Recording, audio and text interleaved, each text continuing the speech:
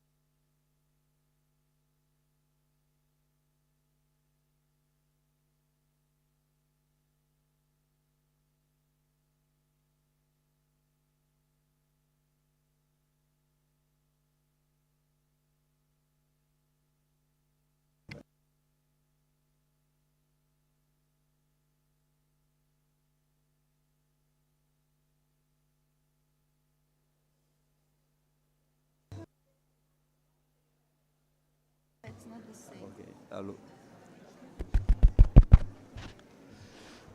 Please, can you take your seat? We are about to start the meeting in 1 minute.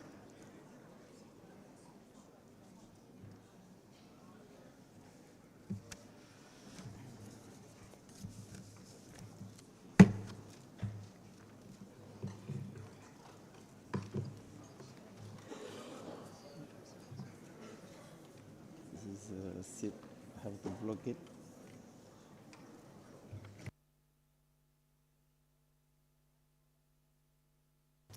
Bismillahirrahmanirrahim. Good morning, delegates. I would like to call the meeting to order. On behalf of Mrs. Asra Rogovich Grubish, the president of the 35th meeting of the Party of the Montreal Protocol, and myself, I would like to welcome you all to the high-level segment of the combined COP 13 and MOP 36. Before we begin, we will be treated to a performance of dancer from College of Dramatic Arts, who will be performing the Good Blessing dance, Krida Appenharm. I think that pronunciation is correct, Mr. President.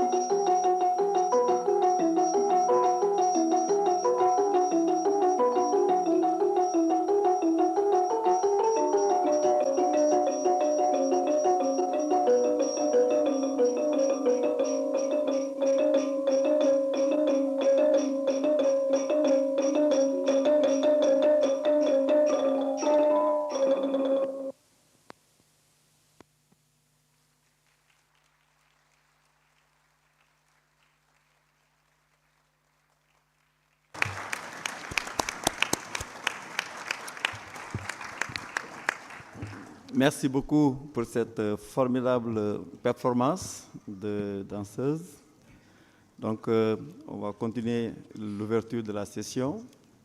Et avant d'inviter Madame Elisabeth Morama à faire une déclaration, je voudrais rappeler qu'elle a occupé diverses fonctions avant de devenir député exécutif directeur.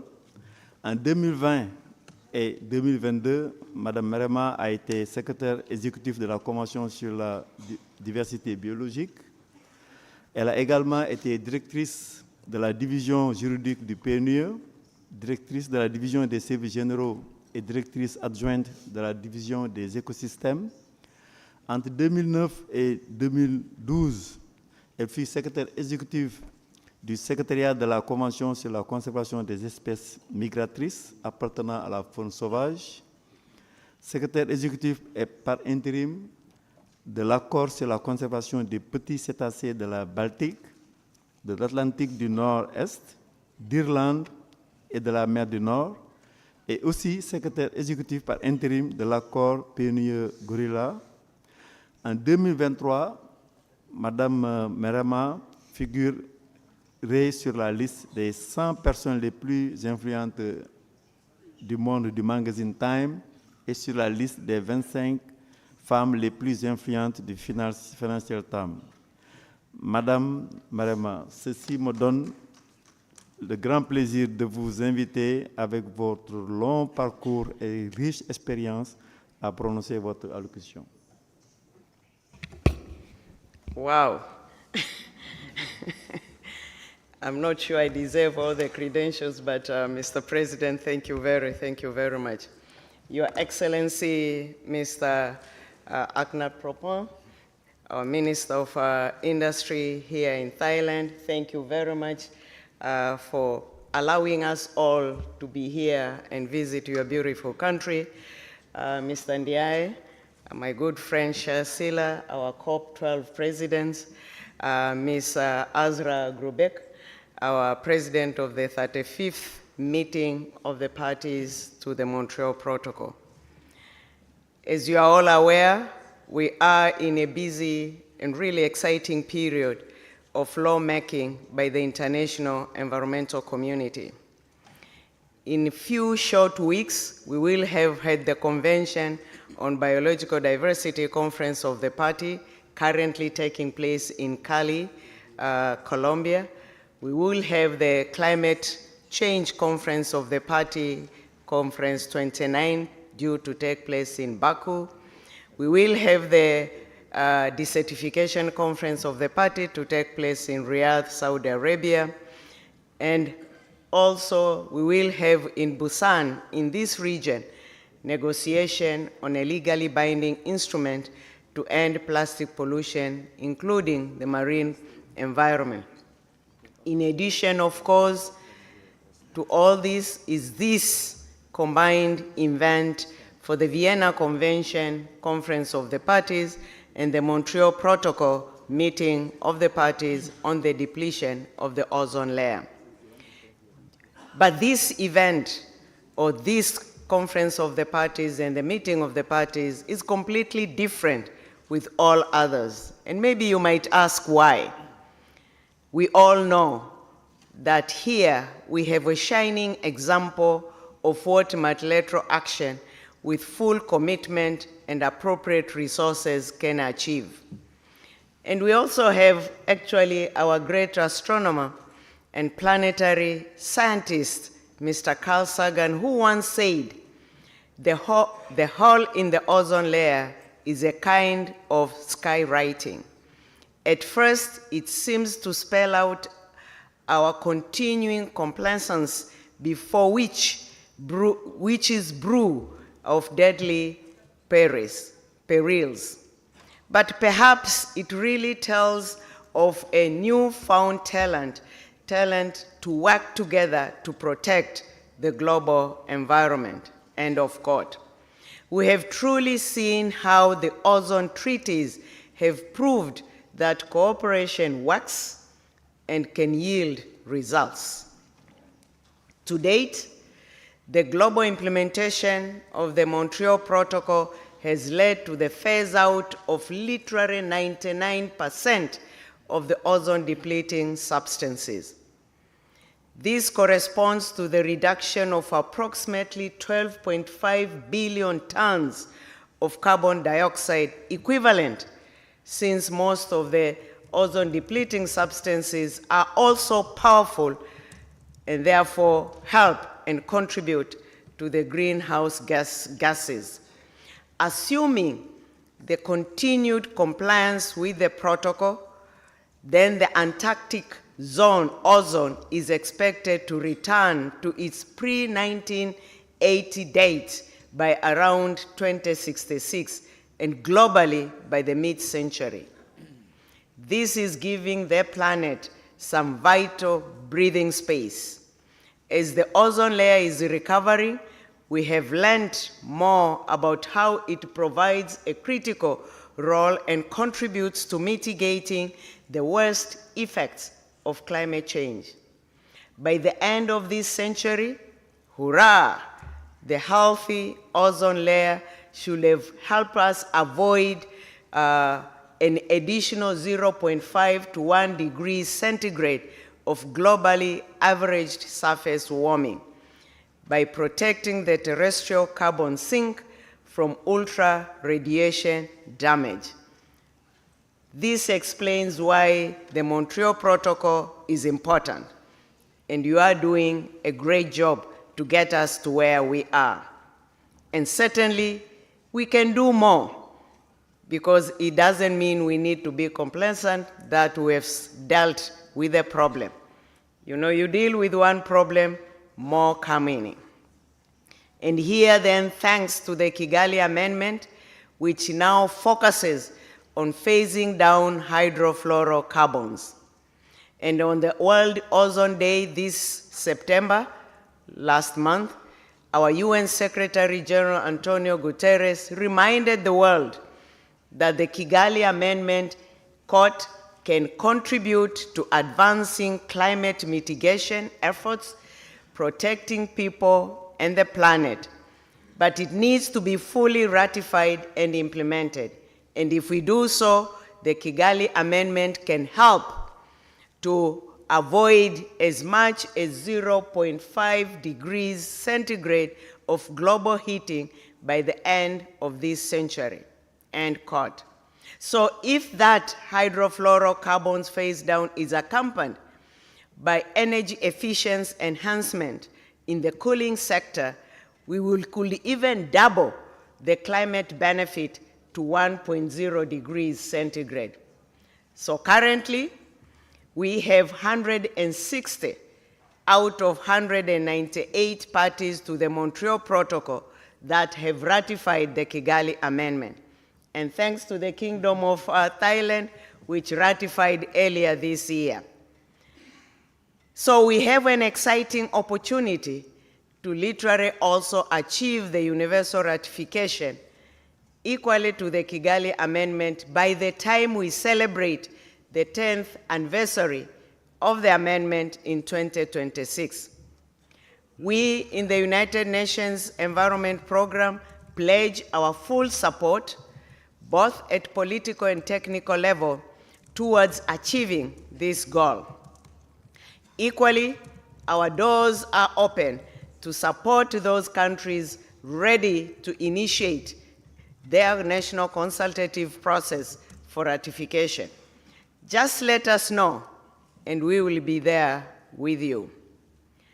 That will be a great achievement, and in fact, a birthday present to take into the celebrations of the Montreal Protocol's 40th anniversary in 2027. So let us make it happen, and there will be much to celebrate. As well as protecting our planet and its ecosystems, the Montreal Protocol has had a significant impact upon human health and well-being. It is estimated that by 2030, the Montreal Protocol will be able to prevent around 2 million cases of skin cancer every year. 2 million is not a small number. The protection from UV radiation also prevents millions of cases of cataract and eye disease. So filtering harmful UV also protects crops as well as the food chain.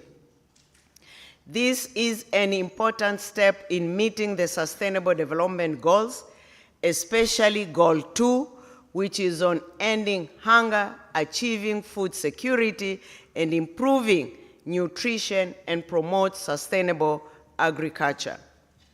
Excellencies, distinguished delegates, the achievements of the ozone treaties show that with a clearly defined focus and a path of action, multilateral environmental agreements can be precision instruments. The Secretariat of the Ozone Treaties is lean and mean in operation.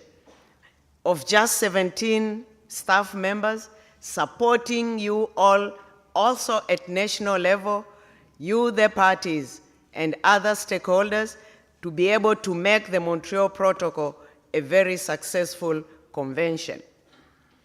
We are proud, we, UNEP, or UN Environment Program, to be hosting the Secretariat in Nairobi, and their presence has actually helped to enhance the Nairobi duty station, its reputation as an environmental capital city for the world. The successful implementation of the Montreal Protocol is also due in large part to the Montreal Protocol's financial mechanism, which includes the Multilateral Fund, whose secretariat is also hosted by the UN Environment Program based in Montreal. I wish to thank you and all members of the Ozone family for your commitment to this vital cause. I urge you to continue your vigilance to preserve and magnify the gains of the ozone treaties. And I urge other multilateral environmental treaties, as well as the international community at large, to actually learn from the successes of the Montreal Protocol. Among those, it includes clearly well-defined goal, a recognition of the needs of the developing countries, and collaboration between the scientists and the policymakers. Let us all continue to address the remaining and the emerging challenges ahead, including the full implementation of the Kigali Amendment. I wish you all well for the rest of the days. I know you began these discussions earlier in the week. We have a day to complete this important conference. Thank you. Thank you, Excellency.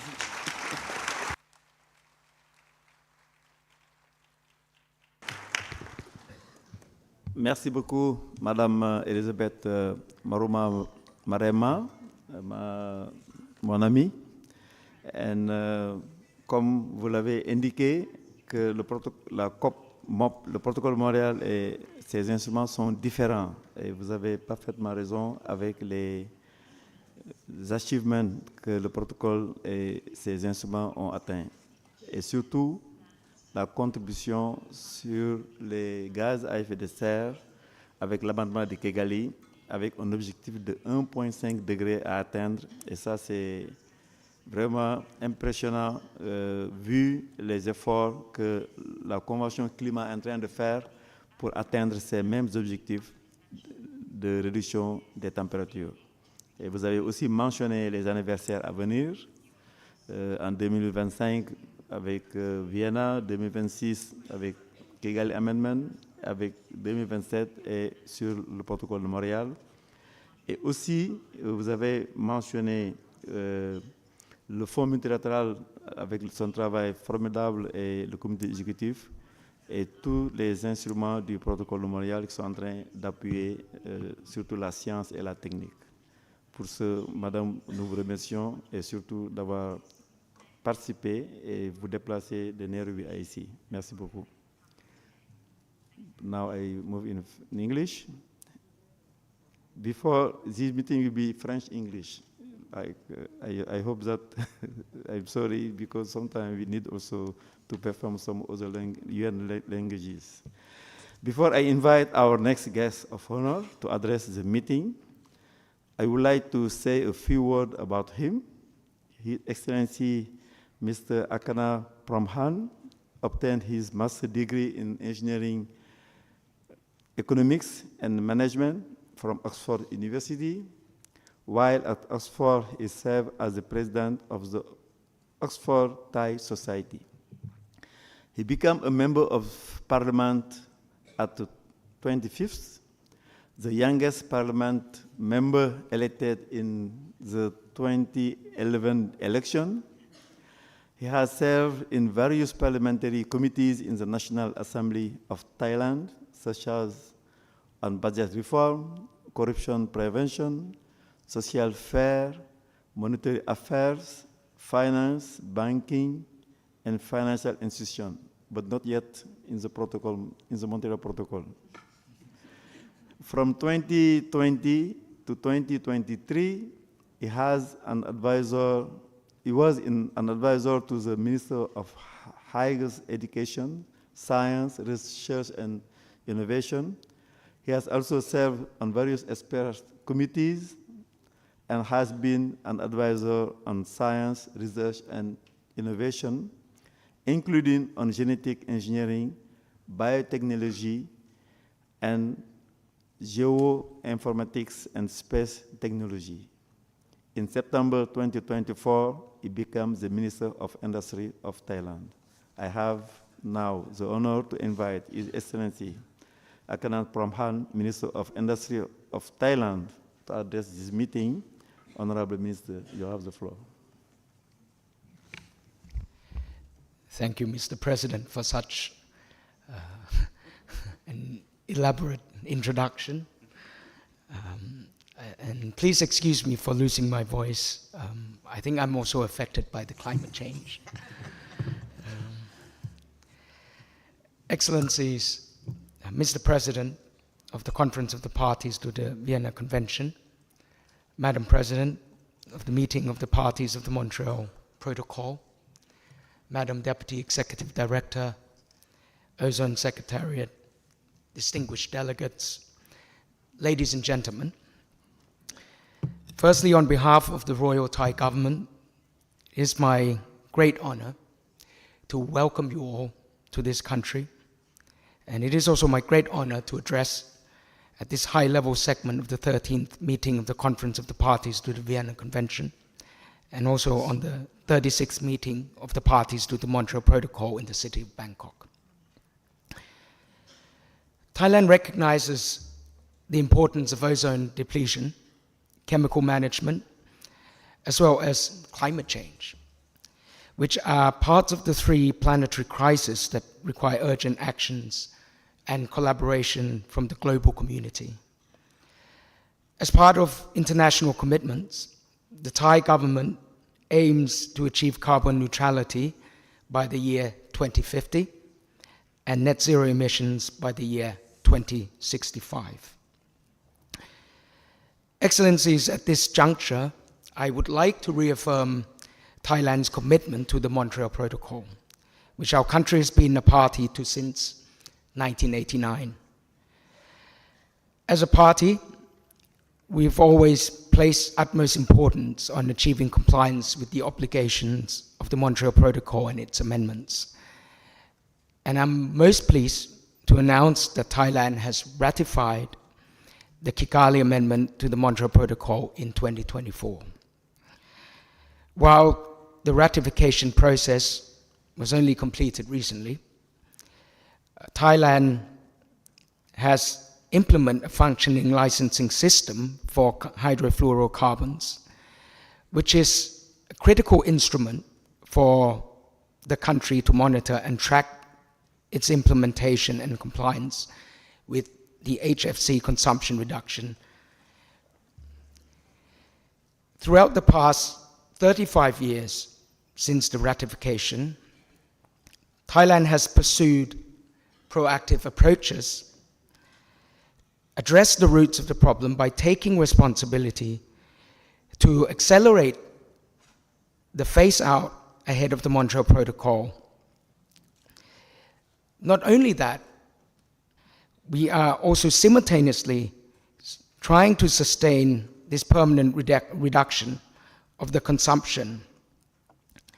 For example, in the early days of the multilateral fund, when the focus was on phasing out consumption of controlled substances at individual enterprise level, we addressed the root of the problem by phasing out the use of controlled substance at all manufacturers of household refrigerators simultaneously, and ensure that this effort was sustained by putting in place regulations to prohibit the use of chlorofluorocarbons in the manufacturing process, and eventually place a ban on imports of such products.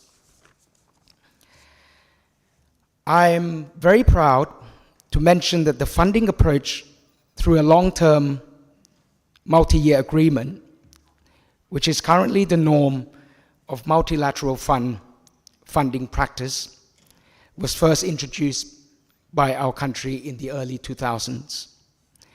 This approach gave the agility for countries to combine policies and investment activities in an order that best fits the country's situations.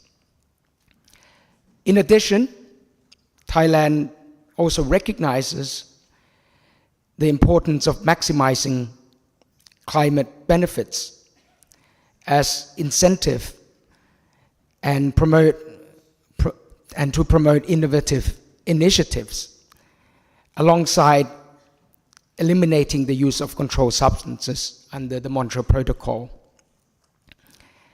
In the late 1990s, Thailand submitted the first demonstration project to replace large CFC-based air conditioners with non-CFC air conditioners that achieve at least 30% energy performance. This was innovative at the time, and it took years before the concept was universally recognized. In spite of the past success, we realize that we cannot dwell on the past. Achieving the goals of the recent Kigali Amendment will be challenging. Article 5 parties are obliged to start the phase-down activities in a shorter period of time compared to the CFC and HCFC phase-out schedules. HFCs are used mainly in refrigerants in cooling equipment, and as we are aware, cooling demand increases rapidly due to the rising average surface temperature. The challenge lies in finding a safe and efficient alternative. Saying that, I believe that Thailand is committed, and I believe that Thailand will thrive on these challenges as we have done before. I would like to assure you that Thailand will continue to work with interested parties, multilateral fund, implementing agency to explore innovative and sustainable approaches to achieve the goal of the Kigali Amendment, consistent with our climate strategy as well as social and economic development goals. Excellencies, distinguished delegates, ladies and gentlemen, I wish you all a successful meeting and hope that you will have a great time in Bangkok and especially enjoy Thai cuisine. Thank you very much.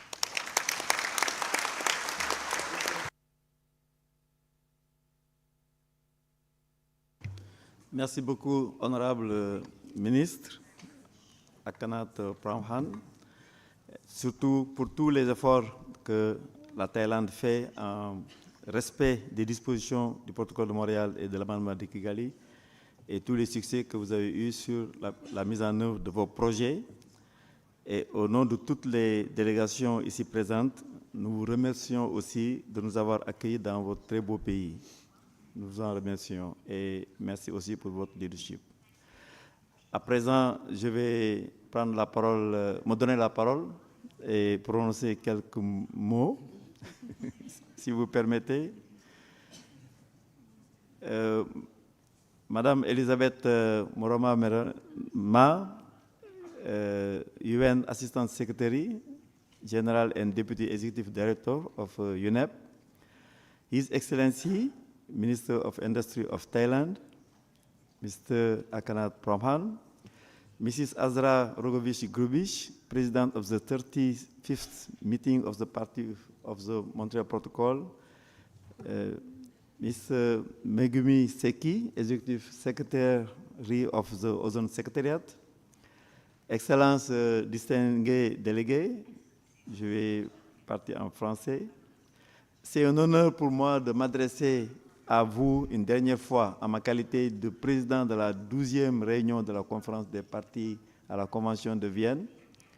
Et il est difficile aujourd'hui de croire que cela fait 4 ans que j'ai été élu lors de la première partie de la COP12 qui s'est tenue en ligne en raison de la Covid de 2019. Et cette Covid-là, je pense que le monde ne l'oubliera pas de sitôt. Je suis heureux aujourd'hui de voir dans le cadre familier du Centre de conférence des Nations Unies à Bangkok, même si nous avons réussi à la COP12 à aborder les questions clés liées à la Convention de Vienne en utilisant les outils technologiques disponibles, il est meilleur de se rencontrer face à face pour discuter de certaines questions très importantes. J'ai pris mes fonctions en 2020, année du 35e anniversaire de la Convention de Vienne, et je les quitterai à la veille de son 40e anniversaire. En regardant en arrière avec gratitude, je regarde aussi avec espoir ce qui nous reste à faire. Je repense avec gratitude à la façon dont les éléments constitutifs de notre travail lors de cette réunion ont été créés. I thank the Ozone Research Manager of the party to the Vienna Convention, whose meetings are key to ensure proper coordination of ozone-related research and monitoring programs, and the identification of gaps that need to be addressed. While the Vienna Convention and the Montreal Protocol are often held as the most successful multilateral environment agreements, many knowledge gaps and uncertainties remain in observation and science, as does a great need for capacity building in those areas in developing countries and countries with economy in transition.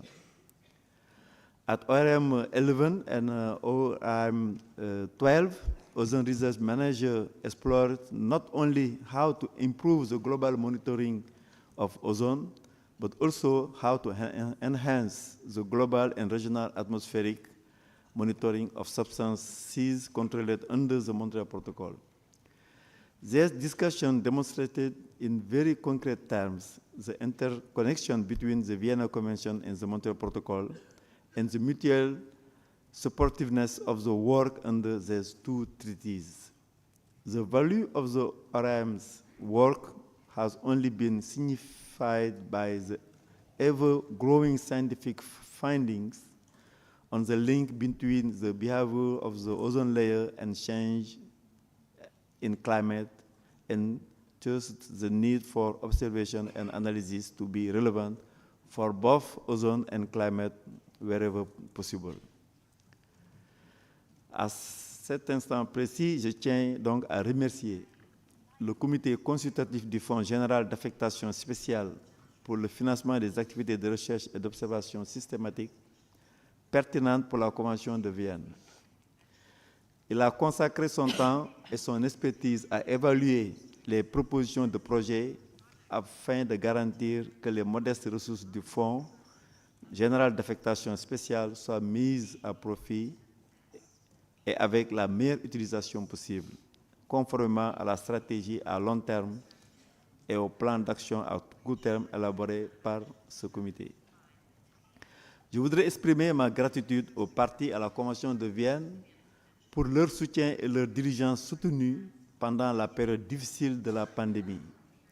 Merci de perpétuer le rêve de la Convention de Vienne.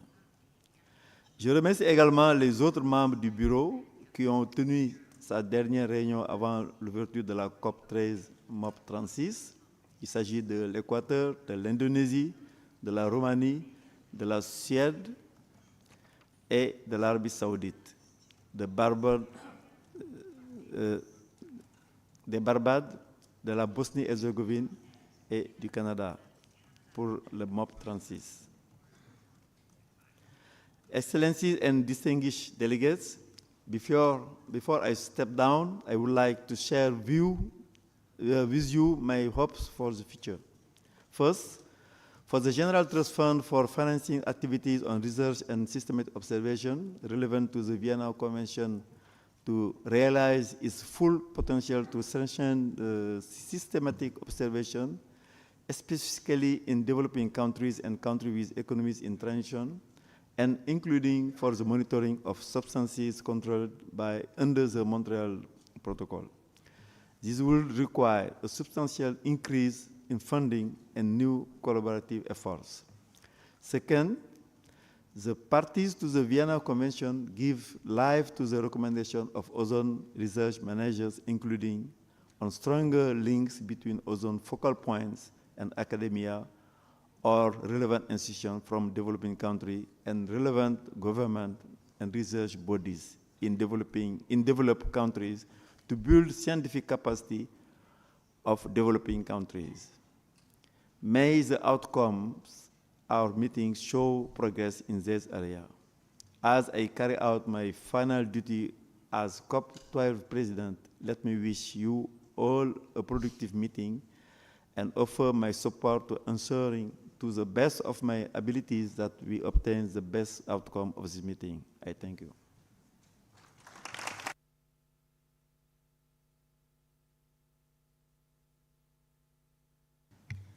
Now, it is my pleasure to invite the President of the 35th meeting of the party to the Montreal Protocol, Mr. Azra Rogovich-Grovich, to make a statement. Thank you very much, Sila. Ms. Elizabeth Maruma-Mrema, UN Assistant Secretary General and Deputy Executive Director of United Nations Environment Programme. Your Excellency, Mr. Akhenath Prompan, Minister of Industry of Thailand. Mr. Nyai Sheikh Sila, President of the 12th meeting of the Conference of the Parties to the Vienna Convention. Ms. Megumi Seki, Executive Secretary of the Ozone Secretariat. Excellencies and distinguished delegates, I am very pleased to be before you today in my last minutes as the President of the 35th meeting of the parties to the Montreal Protocol on substances that deplete the ozone layer. It is a really great honor to be in such distinguished company and not an easy task at all to speak after we have heard all those eloquent statements. Before I say my farewells, indulge me for a few moments by allowing me to recall what we have achieved in Nairobi last year, how far we have gone in progressing on those decisions, and to reflect on the challenges that remain. At MOP 35, we delivered the largest ever replenishment of the Multilateral Fund for the implementation of the Montreal Protocol, with the parties agreeing to a historical level of $965 million United States dollars for the triennium 2024-2026. This amount reflects both the recognition of the special circumstances of developing countries, as well as the growing challenge that the parties face in the simultaneous phase-out of HCFCs and the phase-down of HFCs. In addition, we have identified the key issues for the next quadrennial assessment, paving the way for more cutting-edge policy-relevant information that will enable us to better address the challenges in implementing the protocol. We send really a long to-do list to the Technology and Economic Assessment Panel and the Scientific Assessment Panel on the very short-lived substances, emission of HFC 23, feedstock uses, life cycle refrigerant management, and energy efficiency. We gave the Ozone Secretariat homework on life cycle refrigerant management, best practices to prevent illegal trade of controlled substances, and practices used by entities attempting unauthorized imports of controlled substances, and on enhancing the global and regional atmospheric monitoring of substances controlled by Montreal Protocol. The excellent responses they delivered at OEWG 46 supported our discussions in Montreal. Now, here in Bangkok, we are considering the reports of the TIAP and SAP on HFC 23 emissions and the outcomes of the LRM workshop organized by the Secretariat at this meeting, equally rich materials for our deliberations. Discussions on several issues at OEWG 46 in Montreal have matured to the point that I am optimistic that decisions on these will be adopted by MOP 36, providing the path forward for our future work. It is my sincere hope that these decisions will include guidance on regional atmospheric monitoring of substances controlled under the Montreal Protocol and on strengthening Montreal Protocol institutions so that the seeds planted at last year's workshop before OEWG 45 may now bear fruit. All these achievements would not be possible without the hard work of the parties, the assessment panels, the Ozone Secretariat, Multilateral Fund Secretariat, and other members of the Ozone family. Therefore, my heartfelt thanks to you all. In addition to these actors, I would also like to extend my thanks to the Montreal Protocol's Implementation Committee, the Executive Committee of the Multilateral Fund, and the implementing and bilateral agencies of the Fund. You all help to ensure a trajectory of continued progress in the implementation of the protocol, which can only be enhanced by full ratification of the Kigali Amendment.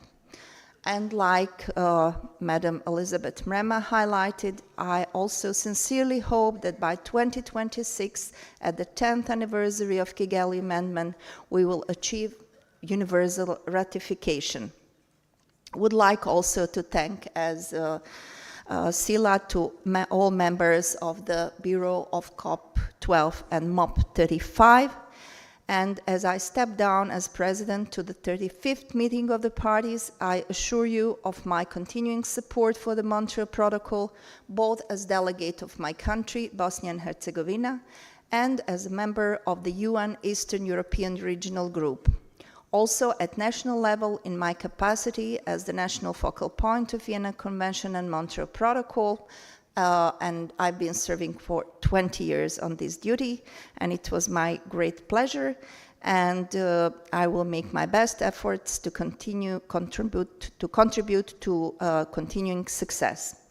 I wish you the best on these last crucial days of the meeting under the leadership of the new presidents of COP13 and MOP 36. Thank you very much.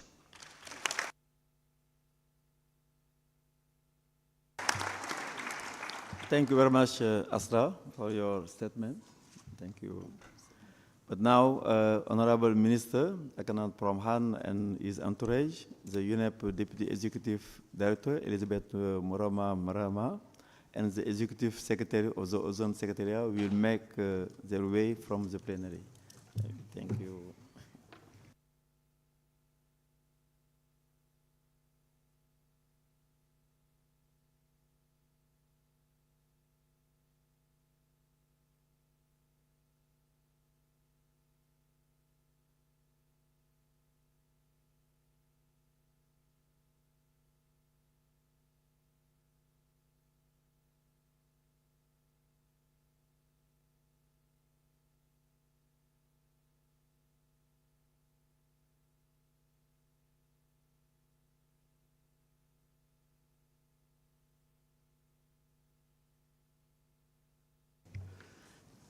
I now invite the party to turn to agenda item 2A, election of officer of the 13th meeting of the Conference of the Party to the Vienna Convention.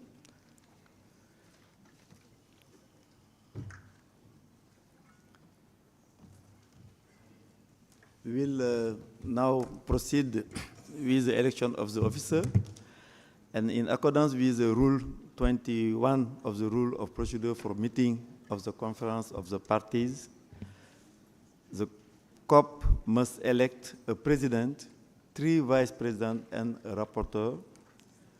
A preside over COP 12 as a representative of Senegal from the group of African states, while a representative of Sweden from the group of Western European and other states serve as rapporteur.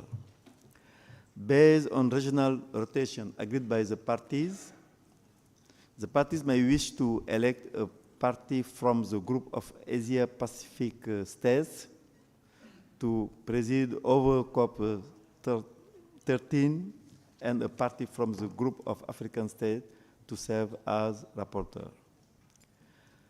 The party may also wish to elect 3 vice presidents, 1 each from the group of Eastern European states, Latin American and Caribbean states, and Western European and other states.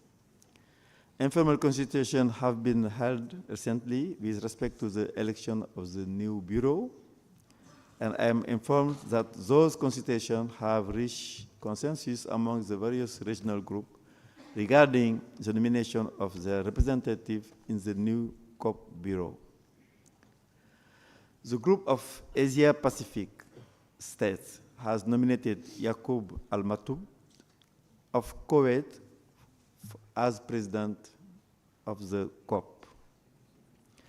The 3 nominated vice presidents are Liana Graham-Manian of Armenia, representing Eastern European states, Gilda Maria Torres of Paraguay, representing Latin American and Caribbean states, and Sandrine Bernard of Norway, representing Western European and other states.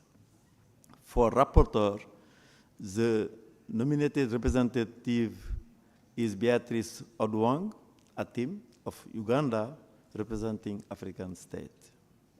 I would like to commend to the Conference of the Party the nominated candidate for election as officer of its 13th meeting by acclamation. If you allow.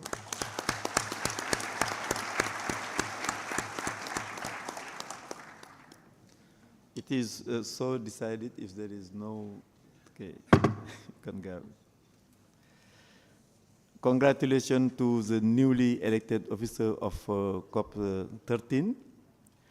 I now hand over to the president of the 13th fifth meeting of the party to the Montreal Protocol, Madame Asra Rogovich, to take us through the next item on the agenda. After the election of the officer of the 13th sixth meeting of the party, we will invite the newly elected president of the COP 13 and the president of MOP 36 to take over Asra and my seat and conduct the rest of the meeting. Asra, please. Thank you very much, Sila. And now we will proceed with the election of new officers of the 36th meeting of the parties to the Montreal Protocol. In accordance with Rule 21 of the Rules of Procedure for Meetings of the Parties to the Montreal Protocol, MOP 36 must elect a president, 3 vice presidents, and the rapporteur.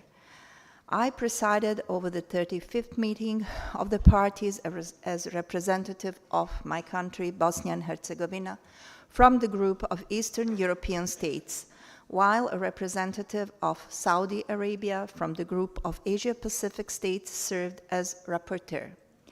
Based on regional rotation agreed by the parties may wish to elect a party from the group of Latin American and Caribbean states to preside over MOP 36, and a party from the group of Eastern European states to serve as rapporteur. The parties may also wish to elect 3 vice presidents, 1 each from the groups of African states, Asia-Pacific states, and Western European and other states. Informal consultations have been held recently with respect of the election on the MOP 36 Bureau. I am informed that those consultations have reached consensus among the various regional groups regarding the nominations of their representatives in the new Bureau of MOP 36. So, the group of Latin American and Caribbean states has nominated Her Excellency Karen James of Grenada for President, representing Latin American and Caribbean states. Then we have 3 nominated elected vice presidents. Nyai Sheikh Sila of Senegal, representing African states. Wan Abdul Latif Wan Jafar of Malaysia, representing Asia-Pacific states. And Alain Wilmar of Belgium, representing Western European and other states. For rapporteur, the nominated representative is Ms. Claudia Dumitru of Romania, representing the Eastern European states. So I would like to commend to the 36th meeting of the parties the nominated candidates for election as its officers. Yeah.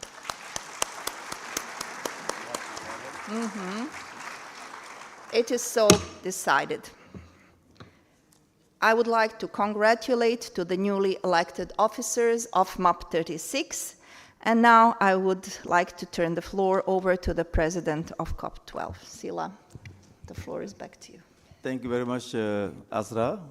And on behalf of Asra and myself, it is now my honor to invite the president of the 13th meeting of the Conference of the Parties and the president of the 36th meeting of the party to the Montreal Protocol to take their seat on the podium and conduct the rest of the meeting.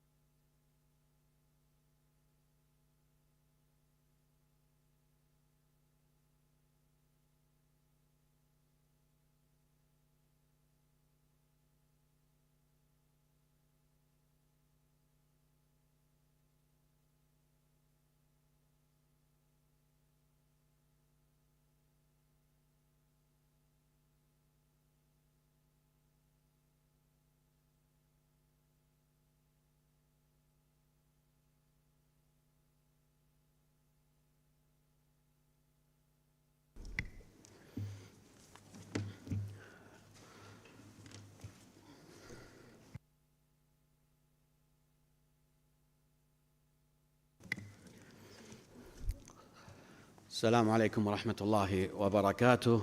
اسمحوا لي في بداية هذا الاجتماع وبصفتي رئيساً لمؤتمر الأطراف الثالث عشر أن أتقدم بالشكر الجزيل لممثل السنغال بصفته الرئيس المنتهي ولايته على خدمته للأطراف، وأود أن أشكر جميع الأطراف في اتفاقية فيينا على ثقتهم بي لانتخابي رئيسا للعام المقبل. لقد كان تنفيذ اتفاقية فيينا التي أدت إلى بروتوكول مونتريال وتعديلاته راسخا في أهدافنا المشتركة والعالمية لحماية طبقة الأوزون واستعادة ثقب الأوزون والتخفيف من آثار تغير المناخ.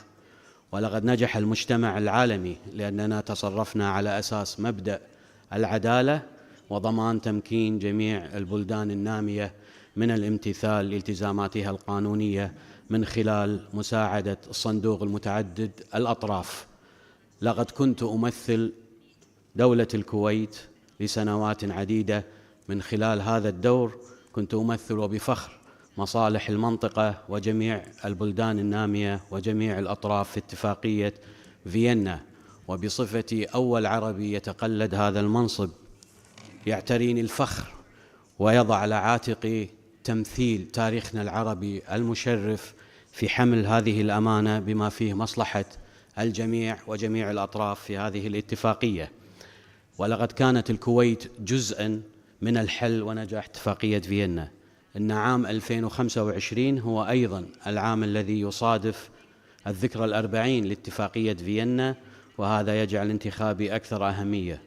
وأود أن أؤكد أنني ملتزم بالعمل مع كافة الأطراف المشاركة في اتفاقية فيينا ومع كافة العلماء الذين يشكلون جوهر وروح اتفاقية فيينا من أجل حماية طبقة الأوزون والتخفيف من آثار تغير المناخ. ولقد تمكن علماؤنا الأفاضل بصفتهم أعضاء في فريق التقييم العلمي أو مشاركين في اجتماعات مديري الأبحاث الأوزون من ترجمة العلم إلى حلول يمكن لصناعة السياسات وفهم استخداماتها. اسمحوا لي أن أمنح الرئيس المنتخبة حديثاً للاجتماع السادس والثلاثون للأطراف فرصة لإلقاء بعض كلمات قبل أن ننتقل إلى البند التالي على جدول الأعمال. سيدتي الرئيس تفضلي.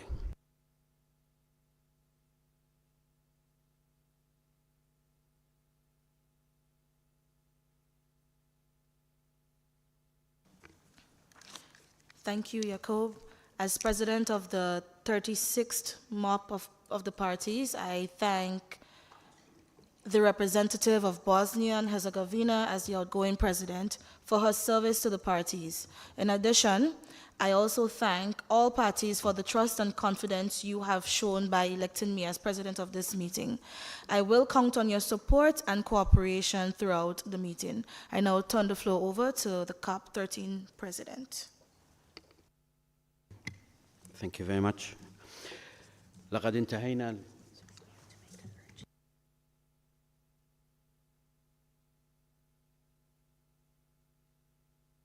Apologies, delegates, and with the indulgence of the President, I've been asked to announce that there is a contact group on VSLS that is happening now. So please check the screens. I believe it's happening in meeting room A. So those of you who were planning to attend the contact group on very short-lived substances, there is a contact group going on right now. Thank you, and apologies again to the President.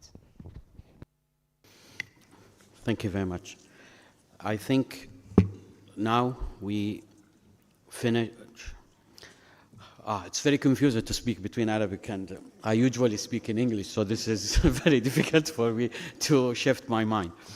I'm reading in Arabic and I'm spelling in English. So لقد انتهينا للتو من البند الأول من جدول الأعمال بشأن افتتاح الاجتماع، وكذلك البندين الفرعيين 2 بشأن انتخاب أعضاء مكتب مؤتمر الأطراف 13 والاجتماع السادس والثلاثون للأطراف.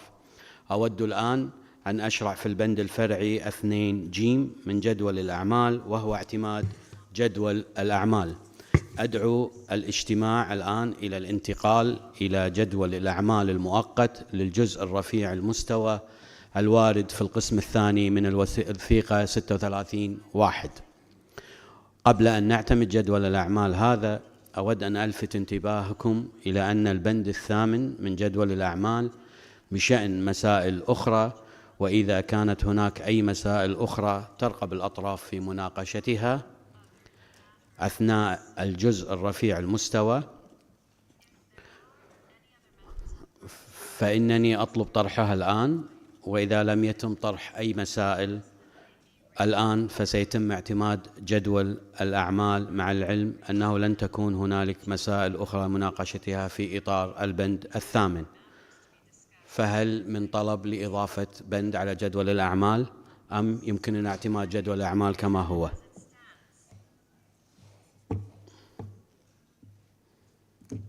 لا أرى أحد يطلب كلمة، فإذا نعتمد جدول الأعمال. تم اعتماد جدول الأعمال.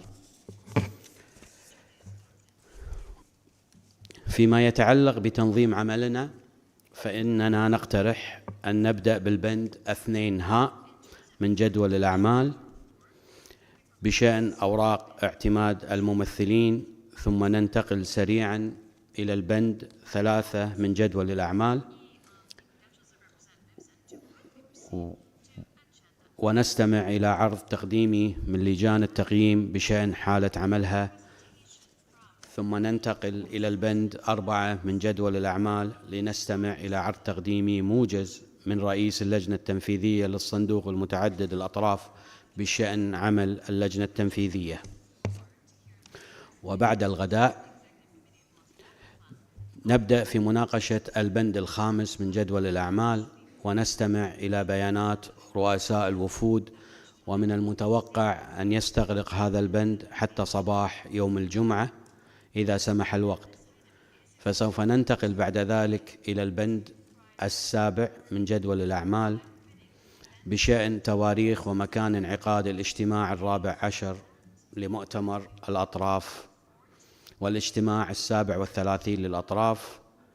ثم نتناول البند 8 من جدول الأعمال بشأن مسائل أخرى قبل أن نتوقف في فترة ما بعد الظهر من الجلسة الأخيرة من اجتماعنا. سننظر في البند 6 من جدول الأعمال ونستمع إلى تقرير الرؤساء المشاركين للجزء التحضيري.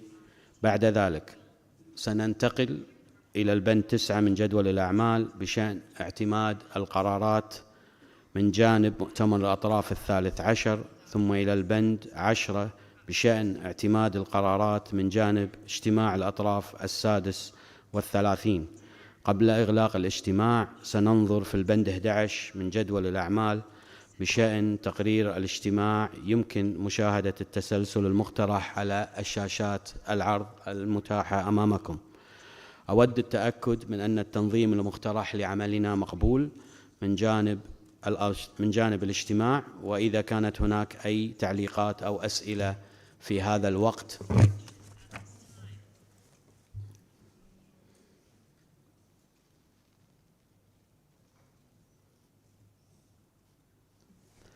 لا أرى أي طلب لهذا، وبالتالي ننتقل إلى البند التالي. أشكركم. تم الاتفاق على تنظيم العمل.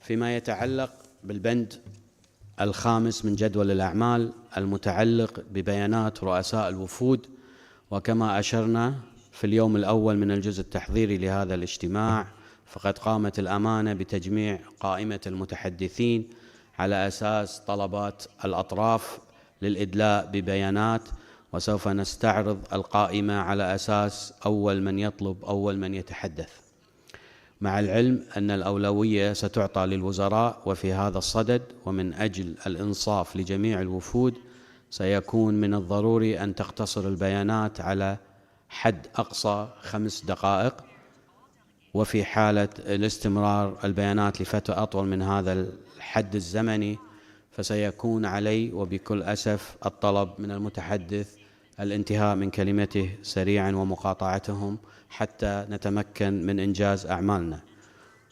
وأود أن أعتذر مقدما على التدخل بهذه الطريقة.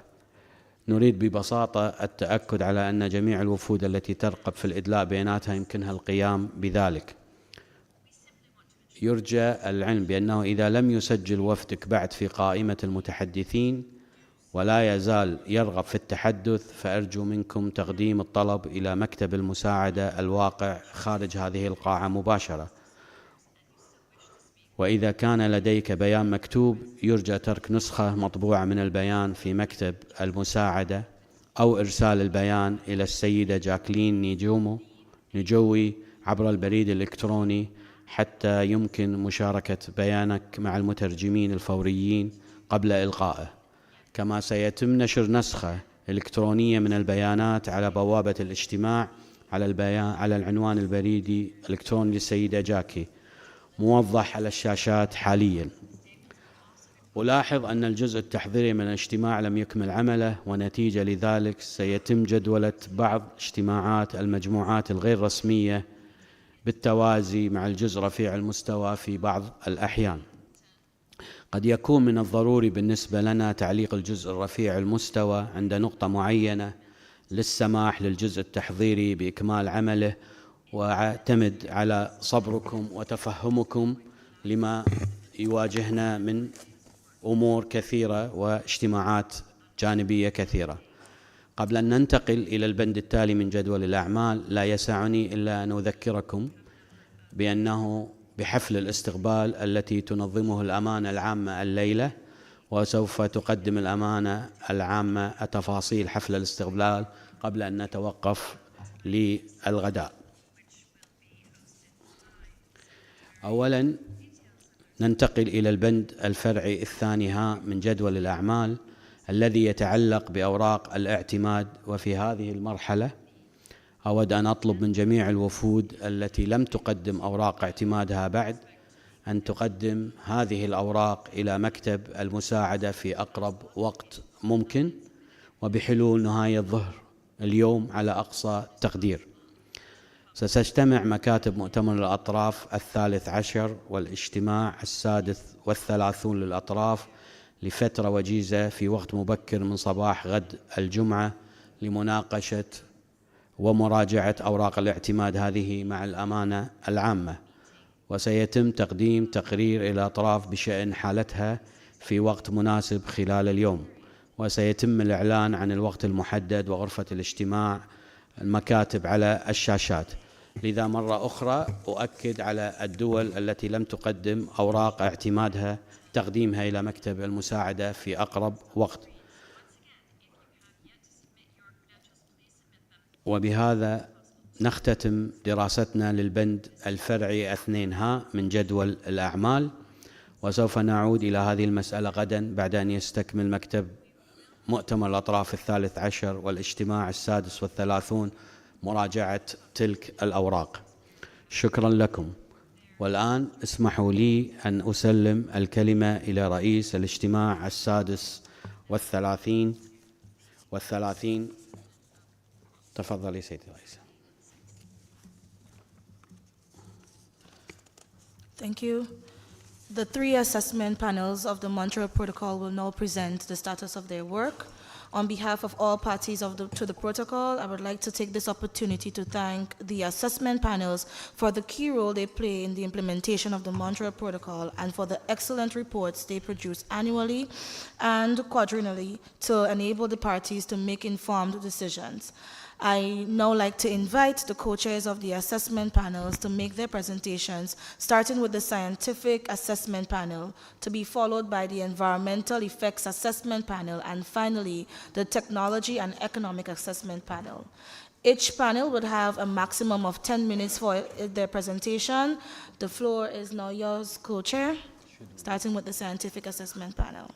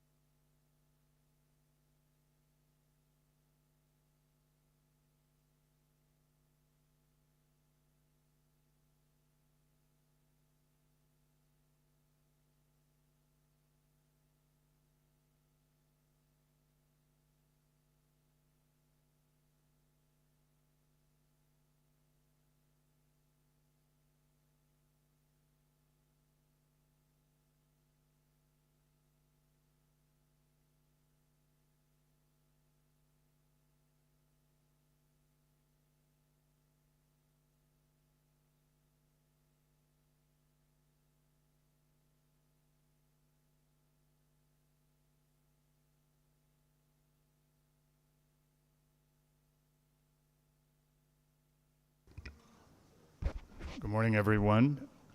It's a pleasure to be here to be able to update this body on the progress and plans of the Scientific Assessment Panel as it regards its 2026 assessment. I'm joined here by my fellow co-chairs, Ken Jux to my left, Bonfi Safari further to the left, and on my right, Lucy Carpenter. And by this distinguished member of the SAP, Steve Monska, who you heard from earlier today.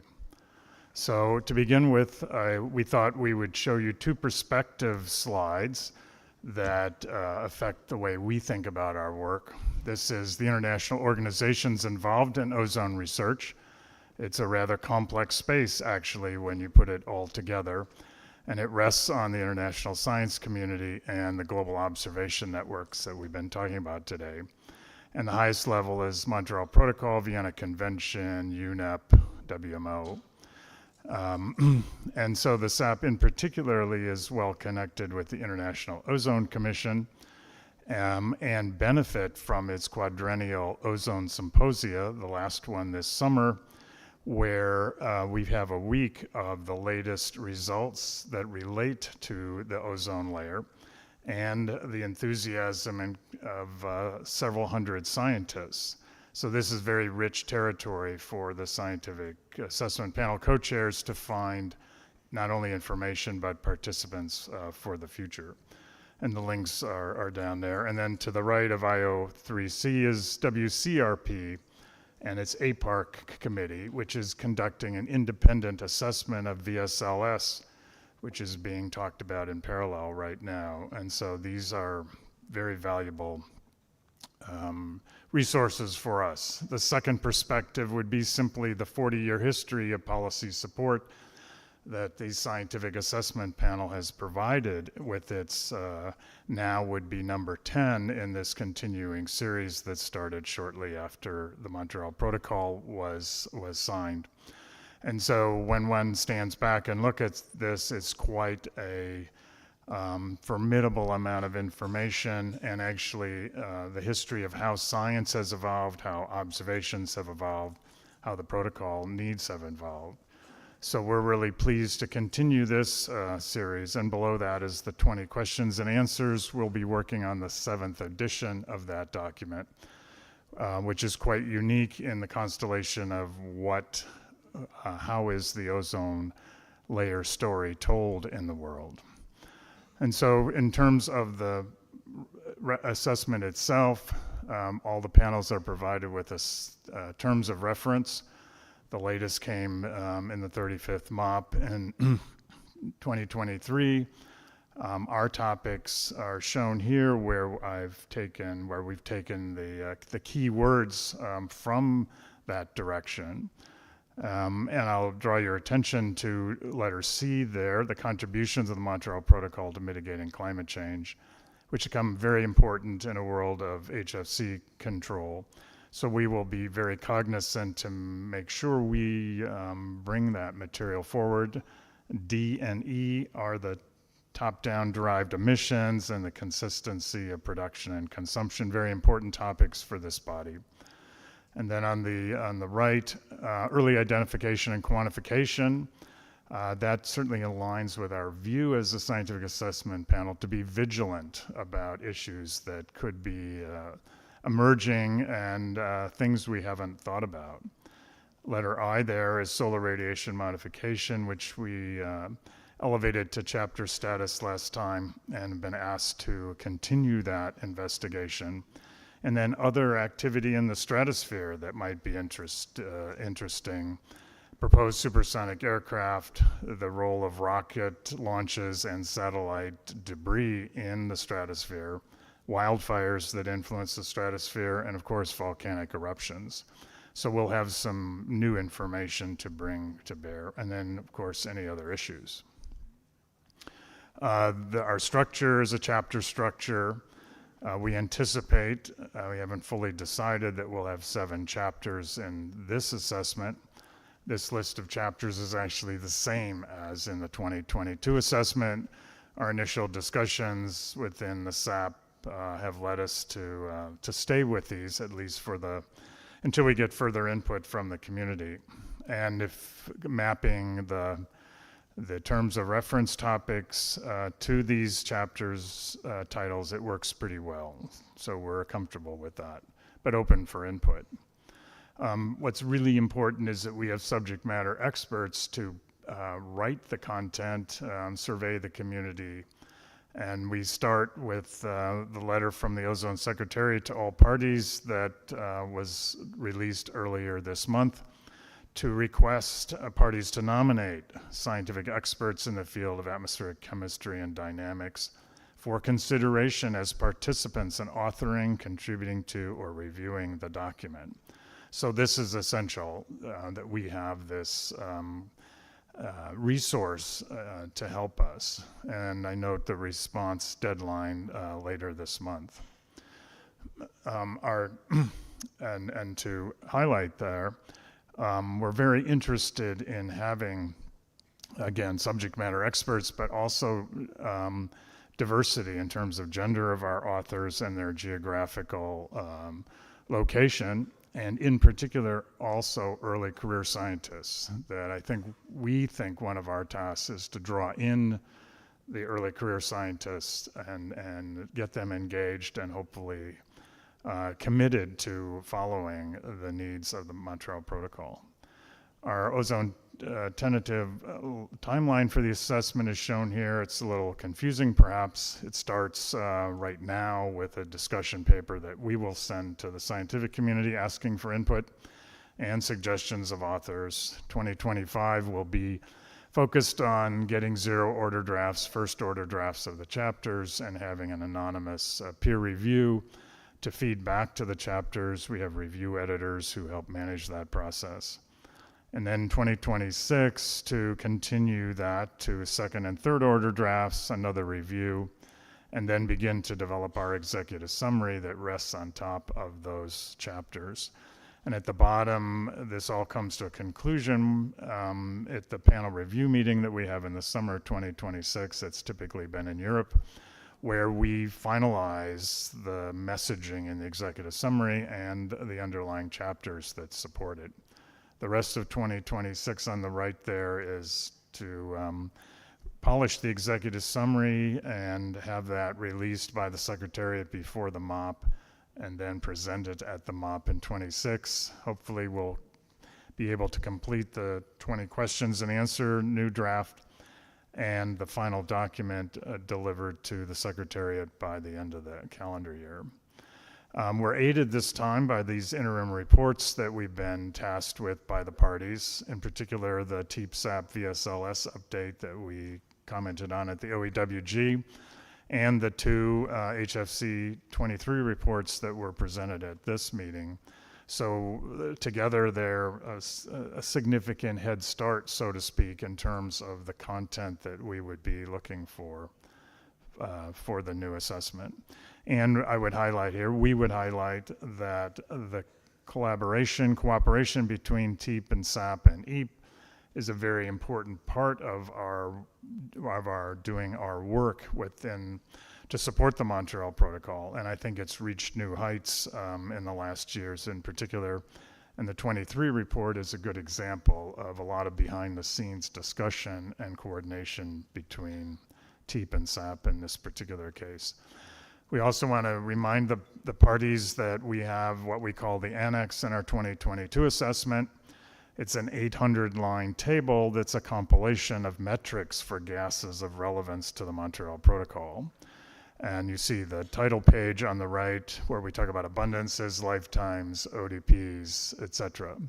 And we were driven to do this simply from the sheer amount of detail associated with all the gases of relevance and the confusion in the literature and from our colleagues in IPCC sometimes as to what the best number is. So we make an attempt and provide what we think is the best number looking at that array of information. So the success of this and the regard that it's created and the utility even to ourselves causes us to want to update this in 2026. The questions and answers has really been very effective communication document of the ozone story to other scientists, parties, interested public to communicate the broad understanding of the Montreal Protocol and these topics. It's unique in the sense of the content, the array of content, and the expression using some very thoughtful graphics, and the authoritative basis that we can do this from because we're standing on top of all of the assessments that we've written. So we will be updating this topic. And then it's a great pleasure to point out that the 2022 questions and answer document has been translated into Chinese, that the Ministry of Ecology and the Environment in China has supported this, and it's available at the link at the bottom on the Secretariat portal, and it's approaching completion enough to print it in China. The translators were students and postdocs, Professor Hu Zhangjin, who's here, and he's taken the initiative to do that, and then trained his fellow professors who've been involved in this, in the SAP report, to carefully proofread this report's text and the figures. So this is quite a contribution from the SAP point of view. It affords another 1.4 billion people or so access to the ozone story that in their native language that otherwise wouldn't be available. And then finally, we usually update the parties at the MOP about the current ozone hole. This is results from the 2024 data stream. Our colleague Paul Newman, who you're very familiar with, provided this information. And this on the left is a snapshot of the Antarctic ozone hole on the 5th of October, where it reaches the minimum value for the season is achieved or occurs, and this number would be 107 Dobson units on the 5th of October, significantly lower than what one would expect without ozone depletion from halogens. The gray shaded zone there is the 20-some year range of this particular metric, and one sees that the minimum is within the historical range. And going to the website that Paul maintains, one can look at other metrics and see similar things. One thing that we like to see is with our eye now, some of these metrics, most of these metrics show a trend in the right direction. And so, which is what we're all hoping for. So, thank you for your attention. Thank you to the Scientific Assessment Panel. The next presentation is from the Environmental Effects Assessment Panel.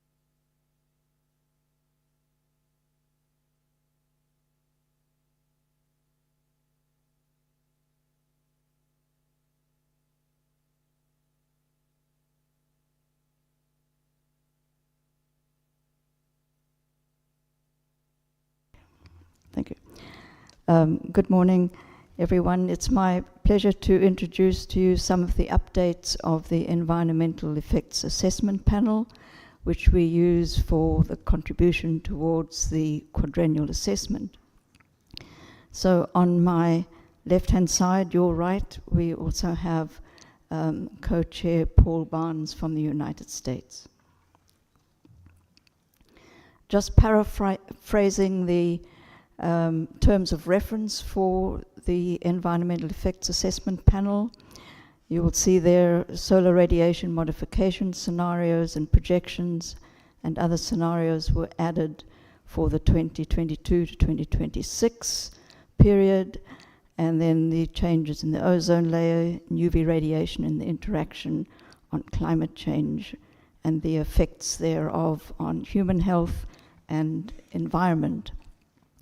And we've also looked at the accumulation and breakdown of products from the controlled substances and their alternatives, and in this regard we've looked at PFAS and TFA. So we will just show you some of the highlights of the update. So if we look first at the changes in the ozone layer and ultraviolet radiation, and in particular the interaction there with the climate system, the Montreal Protocol has indeed preserved the ozone layer and the atmospheric circulation and precipitation patterns, and we have some new modeling studies that reinforce the benefits of the Montreal Protocol. For example, here, if we had no Montreal Protocol and under extreme scenarios, we'd have had an increase, continued increase of the ozone depleting substance emissions, with large decreases in tropical stratospheric ozone at the end of the 21st century. And this would have had a whole cascading set of events which would have destabilized life on Earth.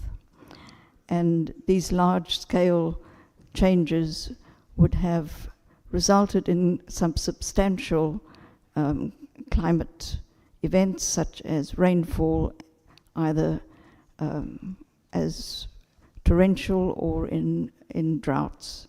And this, of course, translates into environmental and ecosystem changes. So some examples then with no Montreal Protocol extremes.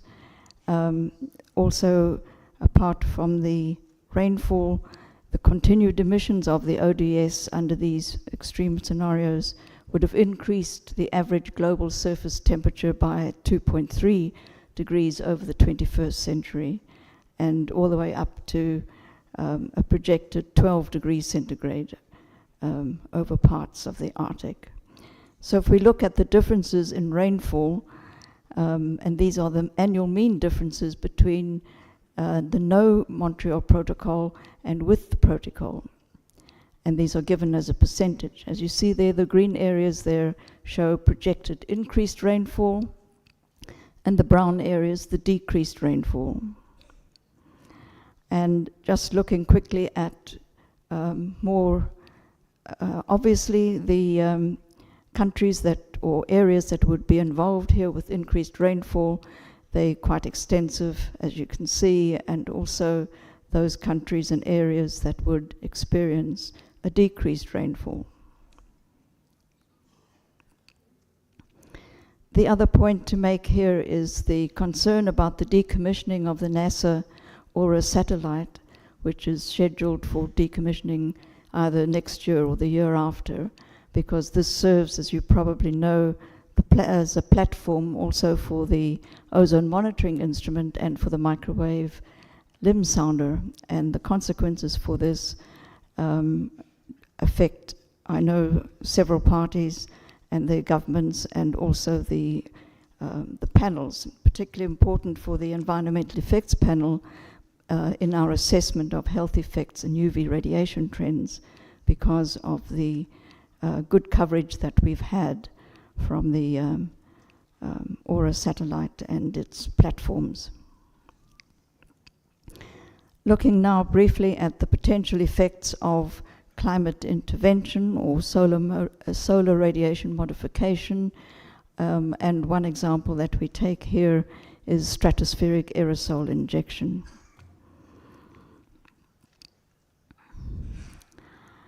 And just briefly to say that the injection of aerosols, if we take the SAI example, would be sulfur dioxide into the lower stratosphere, and this would lead to an enhancement of the aerosol layer through a chemical process or oxidation, with the resulting increased reflection of solar radiation away from Earth, and therefore lowering of the temperatures. And this is based on scenario modeling from volcanic eruptions. So there have been a lot of recent research coming out showing both positive and negative consequences that could potentially happen with the SAI, and some examples with lower temperatures, of course, one would expect hopefully less wildfires, increased groundwater, less permafrost thaw, and less loss of carbon. However, there are multiple effects on other climate parameters, and the outcomes could be either positive or negative. And also the depletion of stratospheric ozone and decreased global precipitation is projected. And these translate again into a cascade of environmental effects, disrupting ecosystems and biodiversities, and also carbon uptake, and changes in solar radiation and UV and temperature would of course come with the deflection of solar radiation away from the Earth. And these potentially large unintended consequences of course depend on the scale of the SAI and the greenhouse gas emissions. So the question is temporary intervention to lower global warming, and this has been or is suggested because it would buy time while we reduce the greenhouse gases. However, there are large uncertainties, and SAI does not reduce greenhouse gases. Modeling studies show that the destabilizing effects of SAI and sudden termination could result in adverse outcomes, but again, this depends on the strength of the SAI and the emission scenarios. Looking at the per and polyfluorinated alkyl substances, the PFAS, this is of interest to the Montreal Protocol, and the reason for that is because certain of the alternatives introduced under the Montreal Protocol for the ozone depleting substances are PFAS, and some of these substances also, other substances of the ODS alternatives also degrade to give PFAS.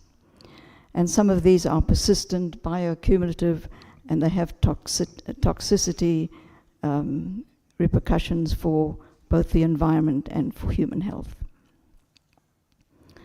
Sources of confusion I would like to bring up because this is a key issue.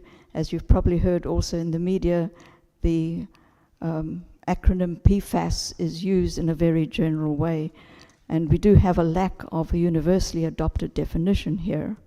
We also have different organizations with their different definitions. And TFA has been considered a PFAS or not considered a PFAS, and this is also true for other substances. So under this umbrella definition of PFAS, which has caused some confusion, the reason for that is that the PFAS include an extremely wide range of chemicals and their properties. And although many of these compounds share structural characteristics, their persistency and effect on the environment and their bioaccumulation potential in both humans and in the environment are not defined. So many of these PFASs are assessed as a risk to the environment. And two examples there are the perfluorooctanoic acid and the perfluorooctane sulfonic acid, PFOA and PFOS. However, those two are not under the purview or regulation of the Montreal Protocol. However, they are, with others, grouped together with TFA, and TFA does not bioaccumulate, with some small examples there, and has no reactivity and no known biochemical receptors. And consequently, from modeling studies, it's assessed to be of a minimal risk to ecosystems to at least 2100, and this is based on the estimated future emissions of HFCs and HFOs. This just shows you briefly the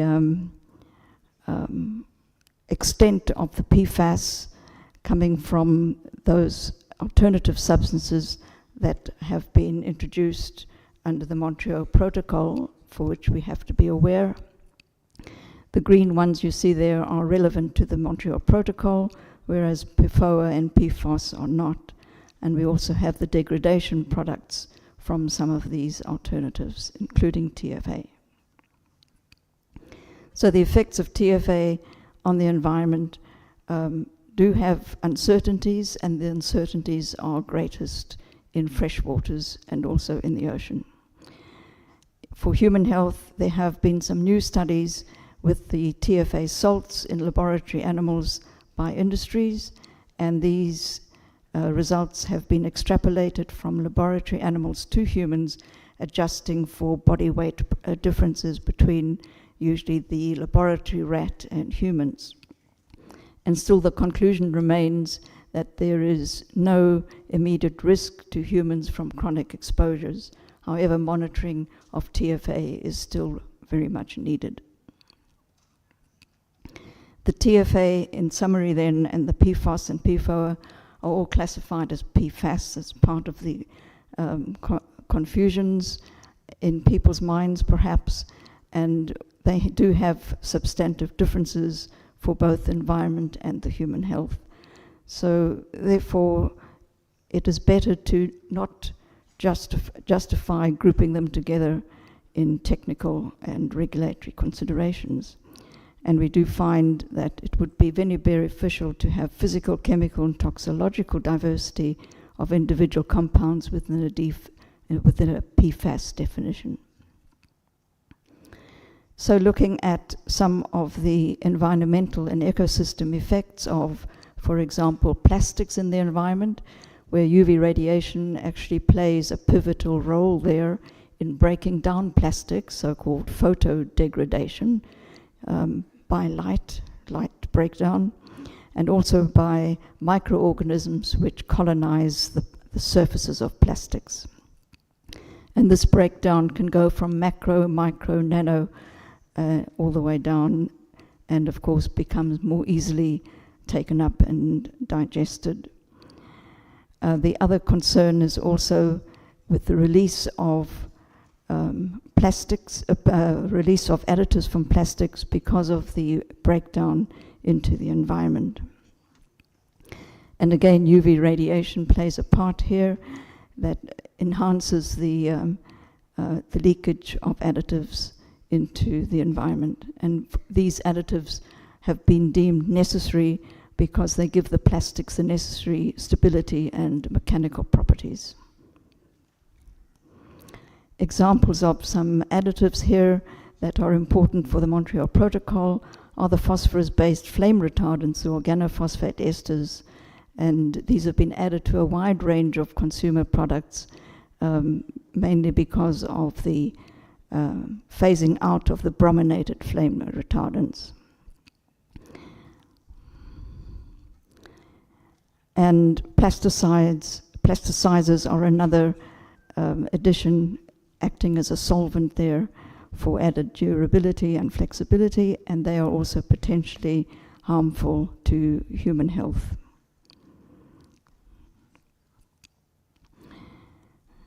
Pesticides are also broken down by UV radiation, and a benefit there of the Montreal Protocol is the reduction of photo-induced toxicity through decreases in the breakdown. However, if you don't break down the pesticides as much, this can also lead to residues of pesticides on, for example, food products. And technically, this can be counteracted by encapsulating the pesticides. The last highlight here to take up is on human health and the association and events that climate change can have on human health impacts. So usually time spent outdoors is associated with the amount of UV radiation that one becomes exposed to, and this may have an important influence on future trends in conditions such as skin cancer and cataract as the Earth warms. And a new study, a Canadian national study, that was very extensive, a positive association was found between the incidence of melanoma and the average temperature, the number of days of heat events, and the mean daily UV radiation received in summer.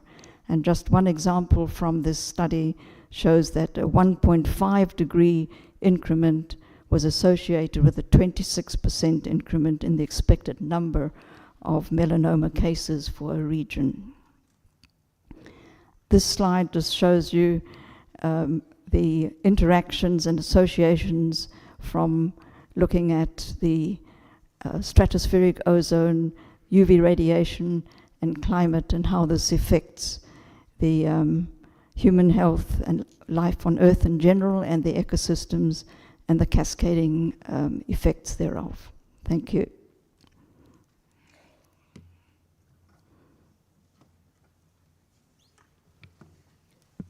Apologies once again, President. I've just been asked to announce by the chair of the Budget Committee that the Budget Committee will be meeting right now at your normal meeting room, so meeting room G. If those who are participating in the Budget Committee meetings could please go to meeting room G. Thank you. Thank you so much. The next presentation is from the Technology and Economic Assessment Panel. So I invite you to make your presentation.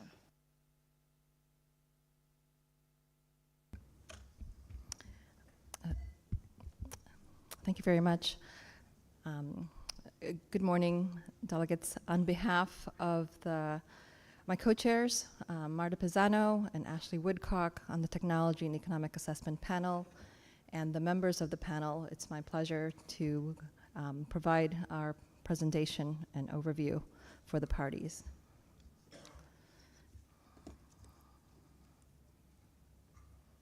These are the members of the TEEP in 2024. The TEEP consists of 21 members, 3 co-chairs, 5 senior experts, 13 co-chairs of the 5 technical options committees. Over 150 experts serve on the TEEP, its talks, and its temporary subsidiary bodies, or TSBs, primarily task forces, on a voluntary basis. We are grateful for their commitment and service. We appreciate the ongoing support of parties for the participation of their experts, and we are also very grateful for the continued support from the Ozone Secretariat to the work of the TEEP.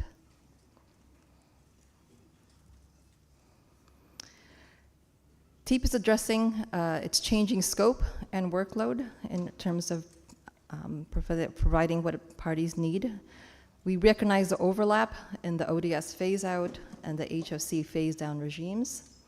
There's also the opportunities and additional issues raised through the implementation of the Kigali Amendment.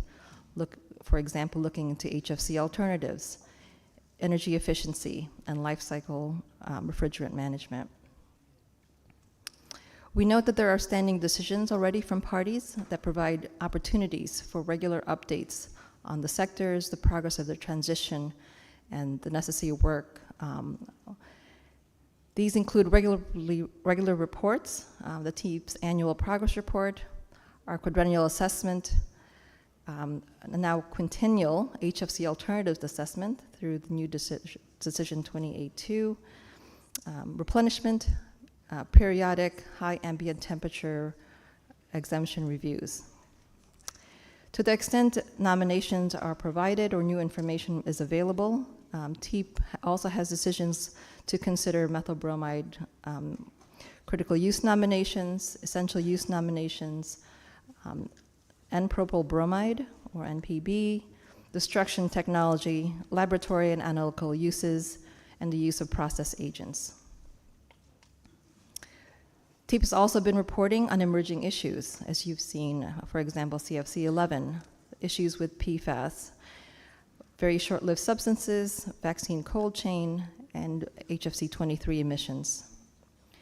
In 2024, TEEP produced 3 major new reports, plus responses to 5 separate decisions requesting updates to information which TEEP had previously provided.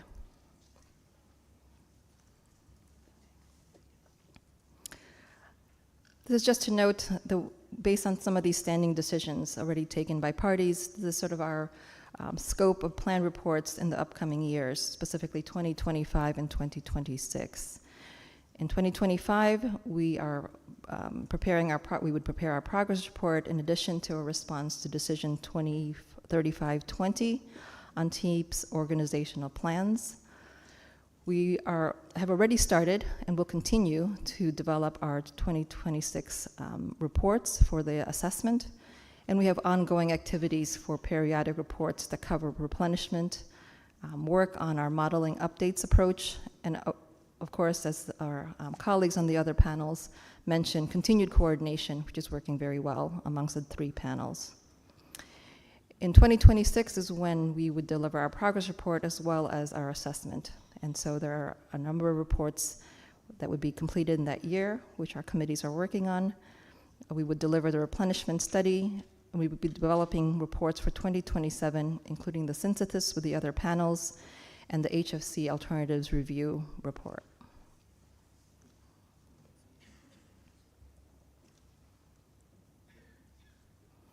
As the other panels have presented, Decision 35-3 provided the terms of reference for TEEP's quadrennial assessment. These included 11 topics. These are an abbreviated version of the full decision. I'll highlight a few things here that I think are relevant to the ongoing discussions at the MOP, the current MOP. Parties have asked us in our assessment to report on the technical progress in the production and consumption sectors, in the transition to alternatives for controlled substances in all sectors. We will again look at process agents and feedstock uses as part of that assessment. We were asked to look at the status of banks and stocks of controlled substances. We are also asked to look at all challenges facing all parties to the Montreal Protocol in implementing their obligations under the protocol, and to look at the impact of the phase out and the phase down of HFCs on sustainable development.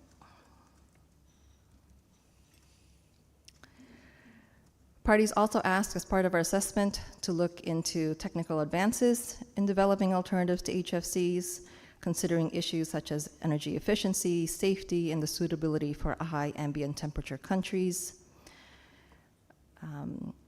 To look at the potential impacts of evolving policies and regulations, for example, on PFAS, in relationship to the management of controlled substances, and also on information very timely on refrigerant management, paying particular attention to leakage prevention and end-of-life management.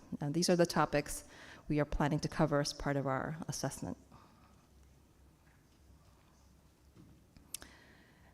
TEEP continues to evolve. We are very much aware of the need to ensure that our membership meets the evolving needs of parties, while ensuring that there's a continuity in our work. We are currently undertaking discussions on our future direction, organizational planning and needed structure, and membership of the TEEP and its talks going forward.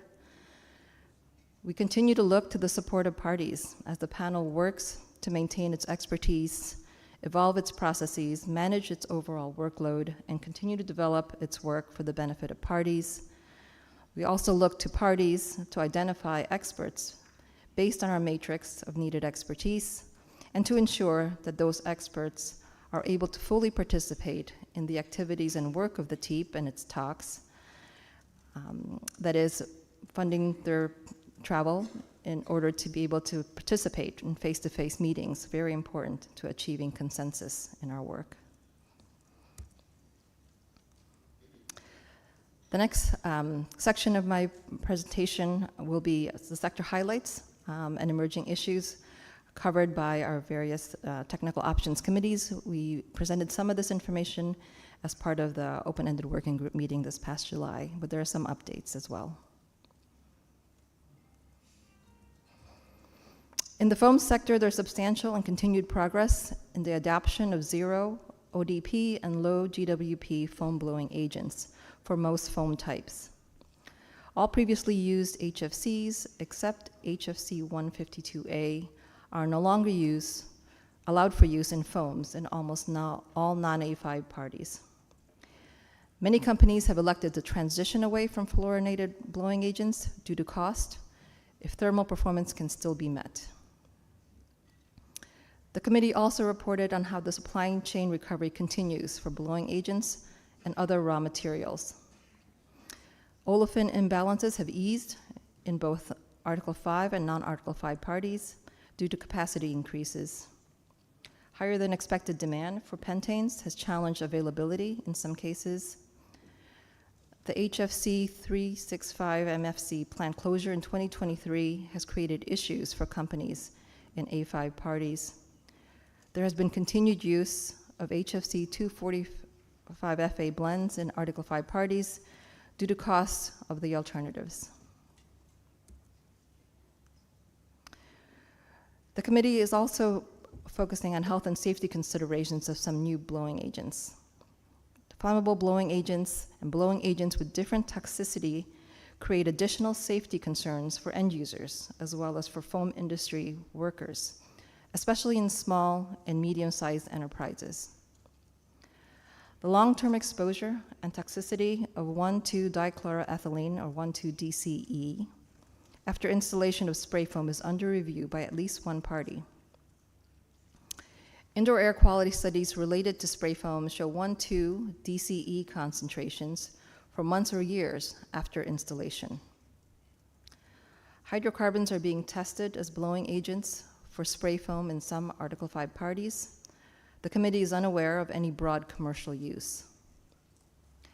The committee is seeking additional information about safety measures in use to address exposure and safety risk, especially by SMEs.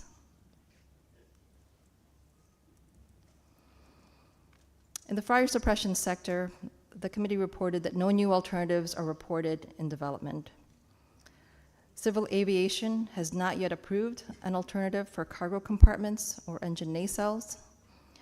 Part of this is due to the uncertainty surrounding PFAS, as the leading contender for cargo compartments contains a component that some define as PFAS. All enduring uses, including civil aviation, still depend on the ever-declining bank of halon 1301, that is, as a reclaimed agent. Recent indications are that some of the halon 1301 recovered does not meet the required purity standard, that is, it must be 99.6% pure. Although it is possible to reclaim the halon back to the required purity, some halon is lost during reclamation.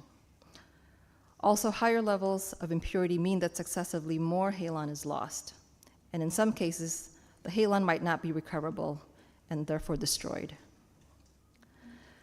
The committee and industry stakeholders are assessing and watching the potential impact of this issue. Finally, the committee wanted to note and remind parties that the destruction of halon 1301 for carbon credits will further deplete the bank.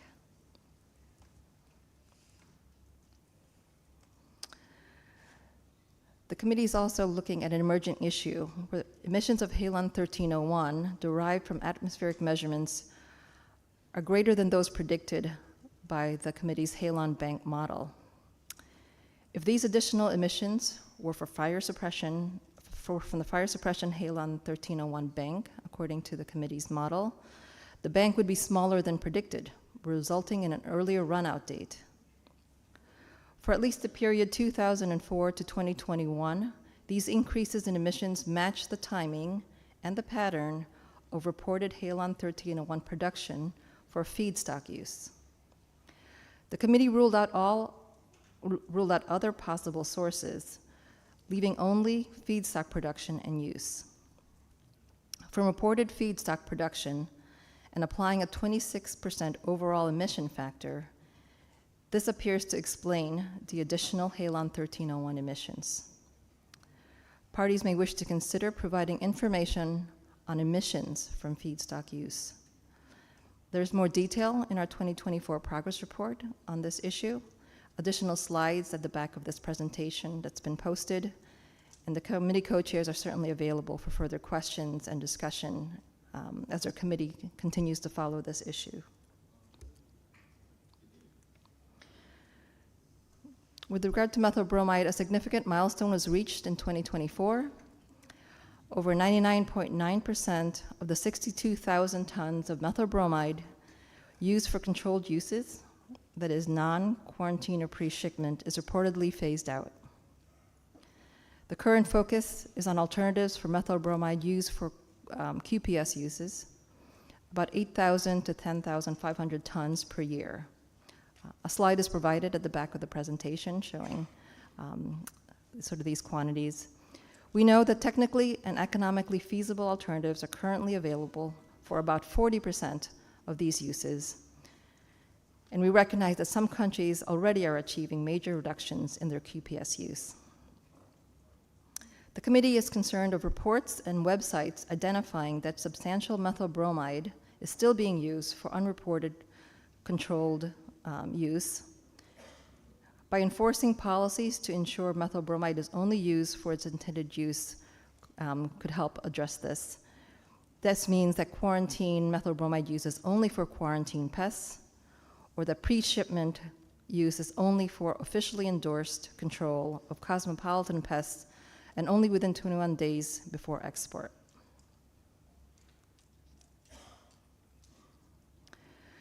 The committee was made aware of a recent paper by Hu et al. 2024 providing estimates of the national emissions of methyl bromide in China in the 2011 to 2020 period, using atmospheric observations at 10 sites across the country, and comparing top-down and bottom-up data.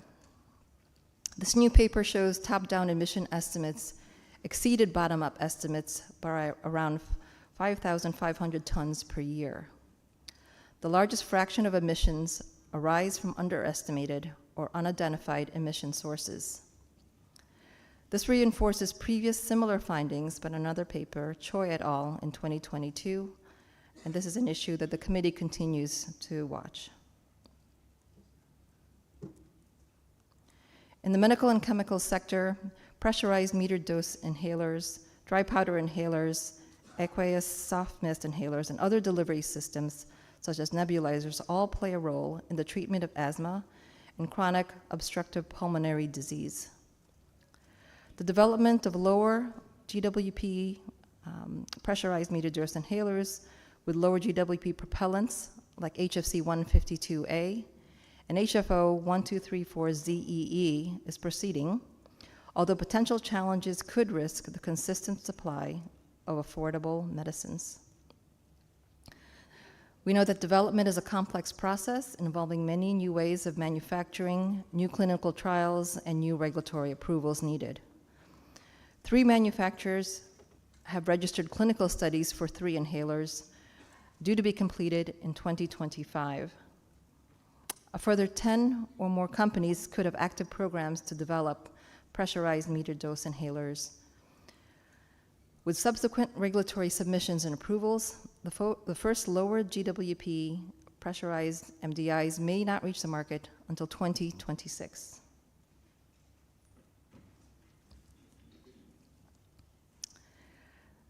The committee took the lead on behalf of the TEEP in responding to decision 35-7, as you heard, which requested the TEEP to prepare a report for this meeting containing information on the quantity of HFC 23 being consumed by country and by sector, and to provide updated estimates on the amount of HFC 23 generated at and emissions from HCFC 22 production.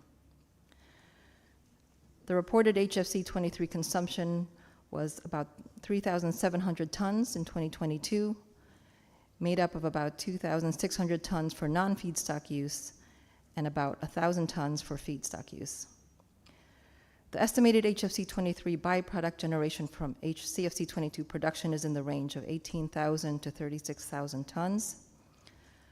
The total HFC 23 emissions from HCFC 22 production, as reported under Article 7 and the UNFCCC, was about 800 tons.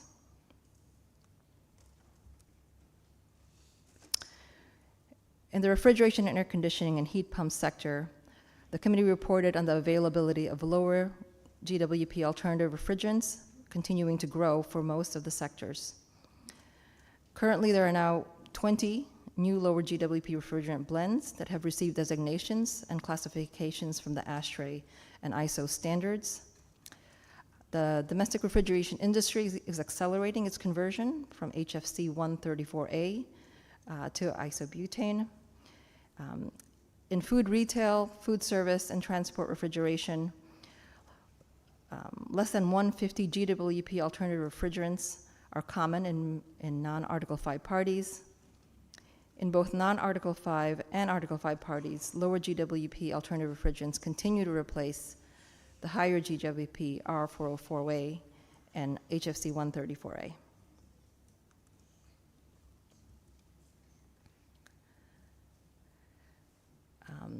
R452A, an HFC HFO blend, is now used in road transport refrigeration, while HFO 1234YF is used in marine container refrigeration.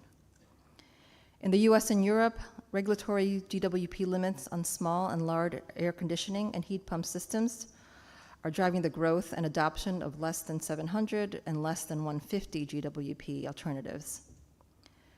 Vehicle electrification requires a holistic vehicle thermal management approach, meaning heating and cooling of the driver cabin, along with battery cooling. And the committee reported cooperative research is underway investigating lower GWP refrigerants suitable for use in electric vehicles.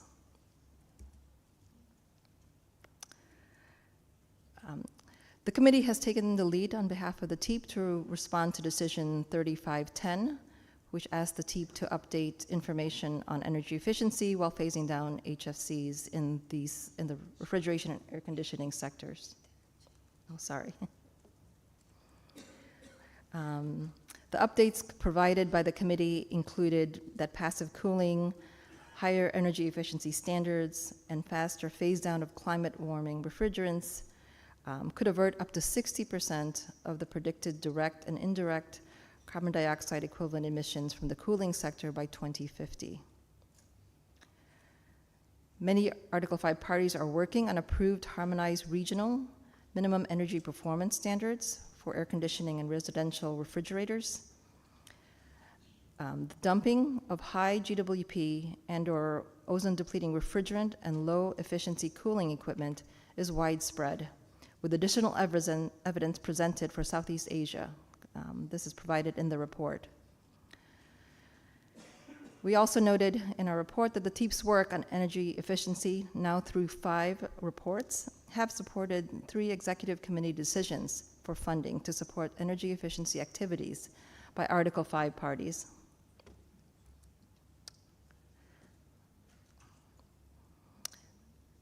And finally, the committee has taken the lead in responding to Decision 3511 on life cycle refrigerant management. We prepared a report. We formed a task force consisting of members primarily from the committee. A very successful workshop was held at this meeting this past weekend, hosted by the Secretariat, and expanded on many of the main findings from the task force's report.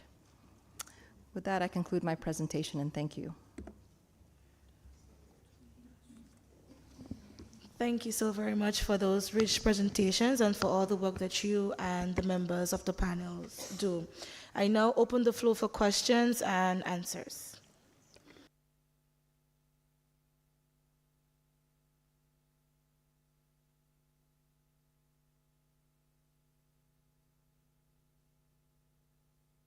I recognize Barry.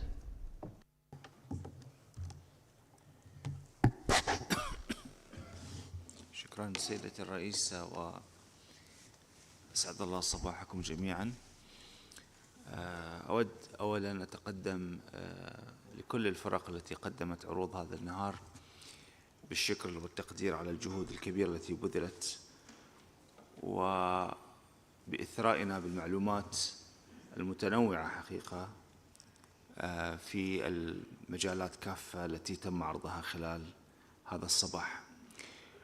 ولدي استفسار واحد أريد أن أقدمه لفريق التياب بشأن المركب R141B المتعلق عوامل النفخ في البري بلندد بوليولز. وكما نعلم بأن هناك التزام لتحقيق امتثال الدول خلال العام القادم، العديد من الدول، لمنع المنتجات البري بلندد بوليول المحتوية على 141B كعامل نفخ. وهنا لدي استفساران. الأول في مجال السبراي فوم تحديداً، هل يوجد إلى الآن بدائل واضحة ومجدية من الممكن الانتقال لها، خصوصاً في الدول ذات طبيعة درجات حرارة مرتفعة high ambient countries؟ والسؤال الآخر لا يقل أهمية عن هذا السؤال، وهو مرتبط بعملية الرقابة، حيث أن كثير من الدول المادة الخامسة لديها صعوبة كبيرة جدا في توفير مختبرات لتحقيق فحص على هذه المنتجات إن كانت محتوية على 141B كعامل نفخ أو غير محتوية عليه. وخصوصا عند بدء عملية المنع في العام 2025 أو من المتوقع أن يكون هناك أو تنشط عمليات التهريب، وبالتالي من الصعب على الدول بشكل عام، الدول المادة الخامسة، أن تقوم بعمليات فحص مستمرة لهذه المنتجات. وبالتالي ما هي ملاحظات وفريق التياب على هذا الأمر؟ شكرا جزيلا.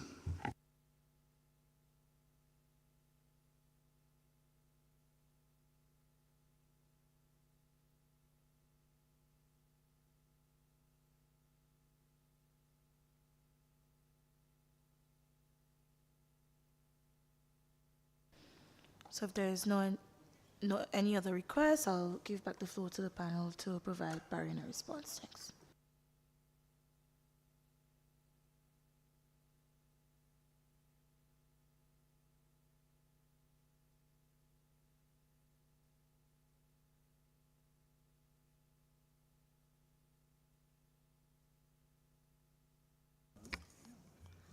Okay, thanks. Regarding the fully blended formulations containing 141B, we know that it's stable and easier to process in, let's say, remote areas, considering hot countries.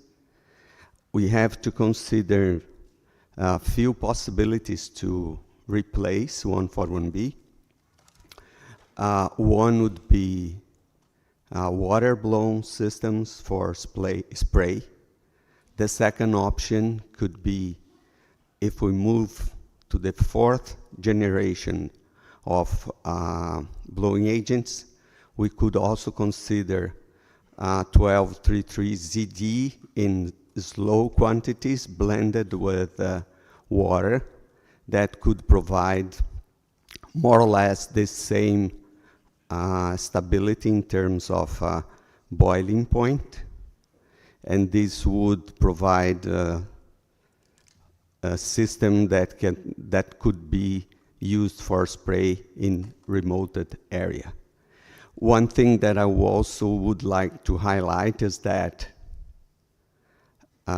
would be wise to have at least one box to insulate these drums when they are transported to remote areas in order to help keeping temperature. And this could help to keep these drums in better conditions to process. Of course, in between, there is alternatives where we can use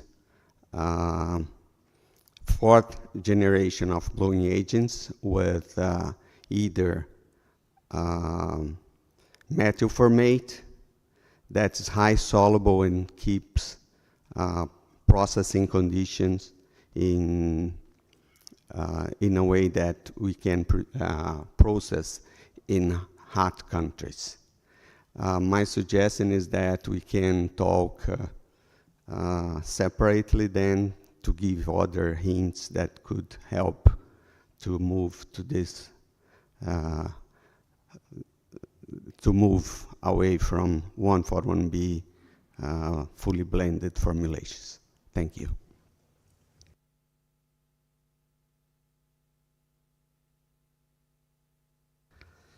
Well, regarding legal activities with fully formulated blends, this is a very complex issue, as the customs don't have capability to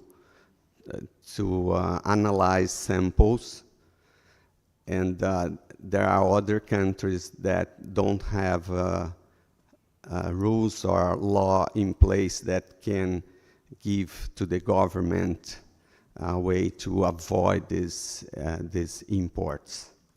Not an easy task, and this is practices, I would say, in many, many countries. Thank you.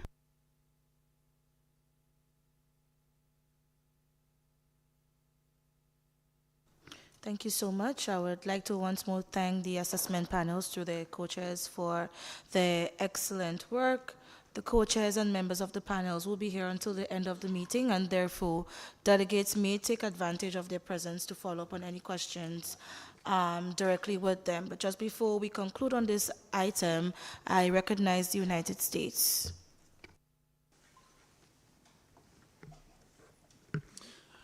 Thank you very much, Madam President. And just to say thanks to the three panels for all their work and also for their presentations, which I thought were quite informative. We do just have a couple of questions. I think the first one would be just to ask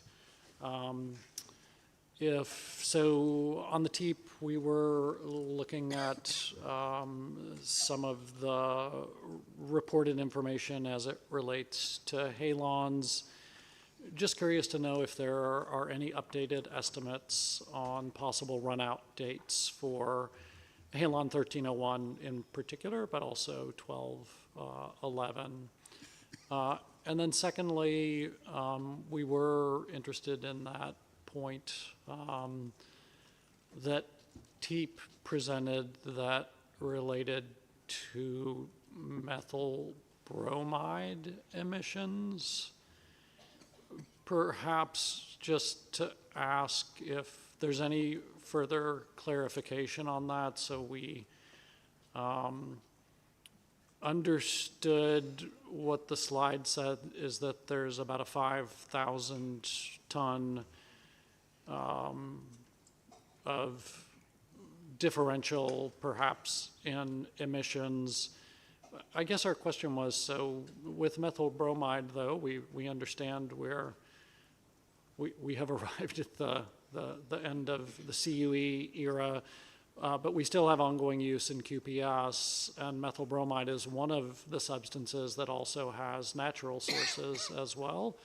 So we would be interested sort of to understand, or if the TEEP could speak a little bit more to whether and how that study may have accounted for, like, obviously there's still ongoing uses and thus ongoing emissions, there's natural emissions. Did the study also look at those? And I don't know, that could also be a question for the SAP. We know it was a slide that the TEEP put up, happy for them to answer it, but it's also an atmospheric measurement study, so if the SAP wants to opine as well, we would welcome that. And just to say again, appreciate the presentations, appreciate the hard work. Thank you very much. Thank you. I would now ask Norway to ask your brief questions. Thank you, Madam President. We would like to thank the three expert panels for presenting the progress of their work. There are several issues that the experts highlighted that are of concern to us. And we are already engaging at this meeting and working with other parties for addressing several of those. And we are confident that we will figure out an appropriate path forward for addressing several of those issues. So we would like to turn to one particular issue, and we thank the EAP for presenting the state of knowledge regarding the issue of PFAS and what under this broad umbrella of substances is of relevance for the Montreal Protocol. So we just heard that several controlled substances under the Montreal Protocol, but also several alternatives to the controlled substances, including some breakdown products could be identified as PFAS.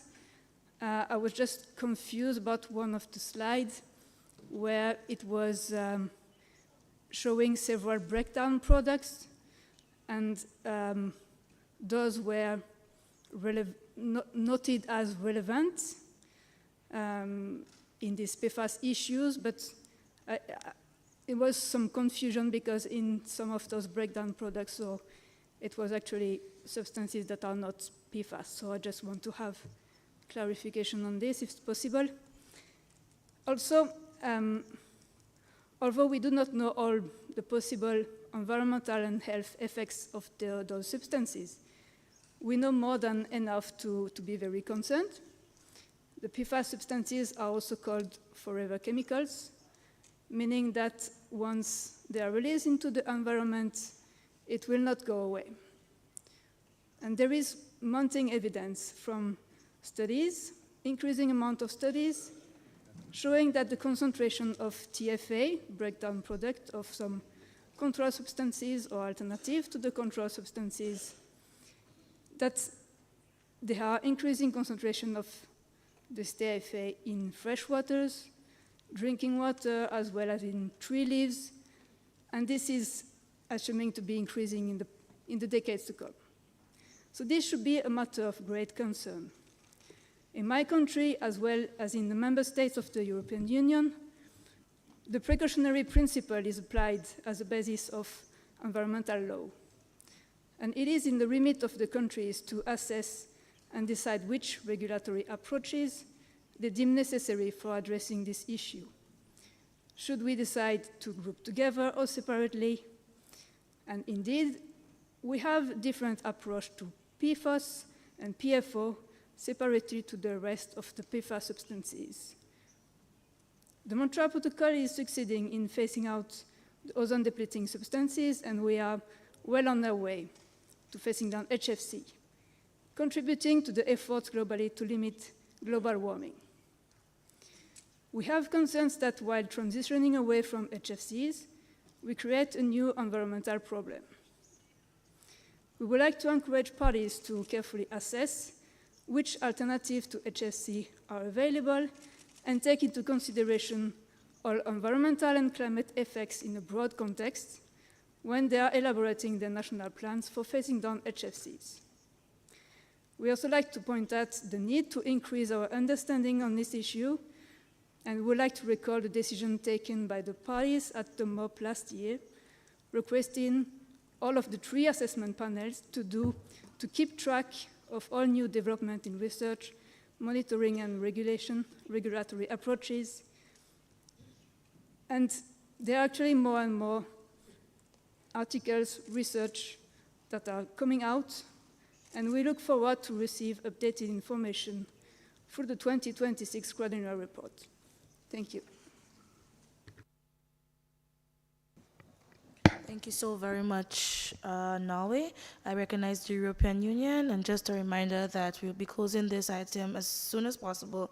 So if you do have any question that you believe you would want to ask, please make it short as we would close. I also want to reiterate the point that you do have an opportunity to meet with the panel, as they would be here until the end of the meeting, should you wish to ask any further questions. So the European Union, and then I'll give over to the panel.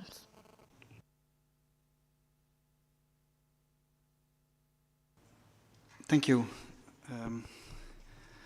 First, I would like to thank the three panels for their presentations. I have to say your work is and continues to enlighten us and inform us, and we very much appreciate it, and we're well aware of the amount of work we sometimes ask from you, but very much welcoming these efforts that continue to inform us.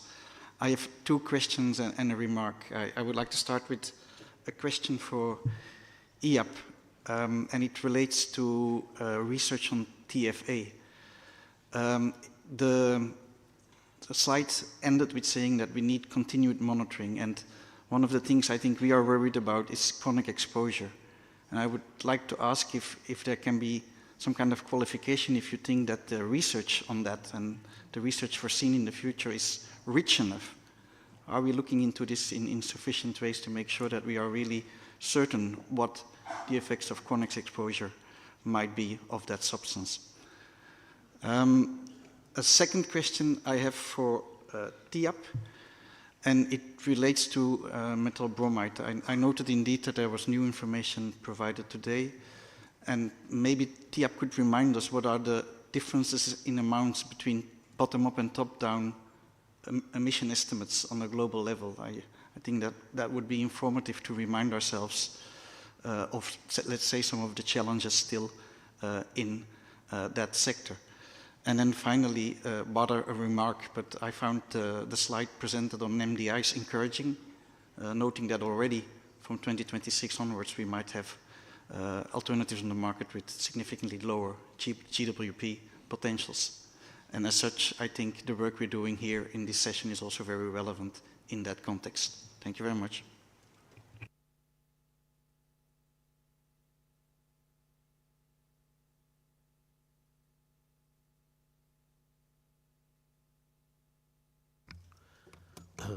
Thank you for this opportunity to respond to questions. And my response to the distinguished delegate from the U.S., there are one definite emerging issue and one potentially emerging issue for Halon 1301 that could affect the run-out date. Before we redo those estimates, we are trying to get a better handle on both of those issues. That is, these excess or higher emissions than we would anticipate are definitely not coming from the Halon Bank. And secondly, this issue on contamination, because if it is very broad-based, then we would expect to lose more halon in the reclamation process than we are currently estimating. So over the next months, certainly in time for our 2026 progress report, we are trying to get much more information on that to provide a better idea on the run-out dates for 1301. For Halon 1211, there's been much less agreement between the atmospheric-based emissions estimates and the Halon model estimates from the bank. And this is something we know we need to take up with the SAPs to some extent, but within the FS talk, we need to get a much better handle on that, especially if other agents that are currently used as Halon 1211 replacements are no longer available, that are ODS or are now going to be considered PFAS. So it could absolutely affect a run-out date for Halon 1211 that we previously would not have thought to be the case.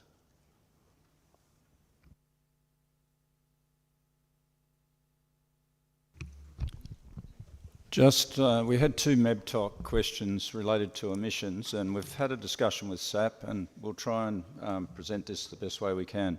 We'll start with Canada first because it's more the global question about budgets. And the global budget for methyl bromide emissions is not fully identified. There are about 10,000 tonnes that are still unknown from what sources they're coming from, and that's becoming smaller and smaller as we work out more sources of emissions, and they can be from a whole range of different areas. So that's the total global budget. So I hope that helps Canada. European Union. It was a European Union asked. No, Canada asked. Oh, sorry, it's European Union. I sincerely apologise. Yes, very tired. So apologies, European Union. Yes. So I hope that answers the question. Now for US. With the US, the report has just come out last week on the 16th of October, so we haven't had time to fully analyse all the data.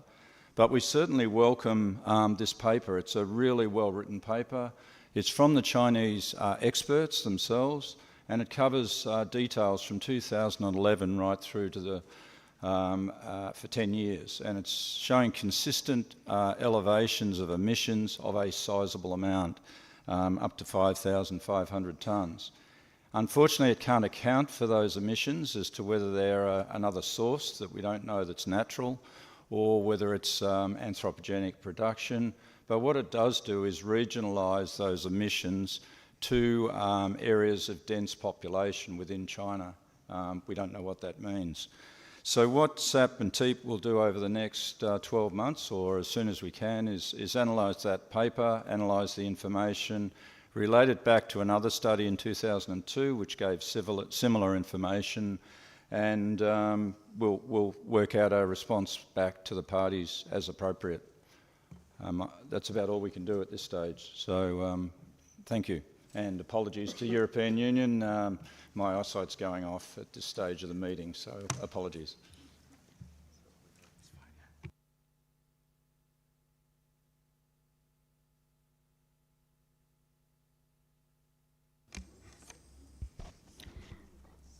So in answer to the questions and comments to EAP, the European Union question or comment on TFA and the concern about the increasing amounts of TFA that are being found, and also the chronic exposure, and our researchers looking at this sufficiently. And there is a lot of work going on looking at the increasing amounts, monitoring the increasing amounts of TFA.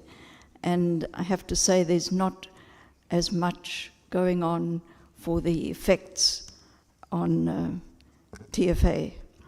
And of course, the chronic exposure of TFA experiments cannot be done on humans. So these are being done on laboratory animals, and the results extrapolated up to humans with completely different body weight, and in some instances, different physiology.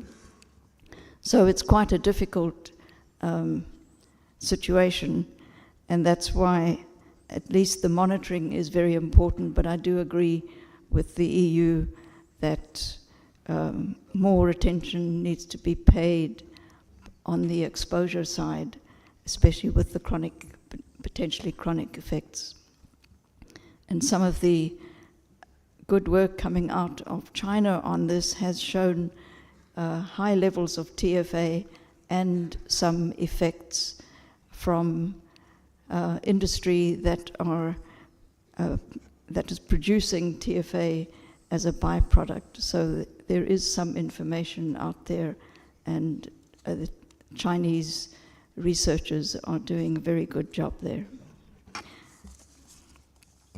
For the questions on PFAS from Norway, apologies for the confusion with the diagram there that you mentioned, and I would welcome very much, together with my co-chair Paul Barnes, to discuss with you some of the confusions there, and also about the breakdown products that you mentioned. I think what is very good in this journey towards trying to come up with a good definition and a good explanation of what PFAS is. The three panels have come together on this, and we are, even at this meeting, discussing the consistency and the complications, in a way, and the confusion, of course, of PFAS. So the three panels are working together to identify how this should be addressed, and there is also meetings coming up next year from RUPAC, which is the nomenclature for chemistry, and one of their agenda items is PFAS for a definition, and some of the members of the three panels will be taking part in these discussions. So we hope to come with some more interesting and definite information to you next time we meet. Thank you.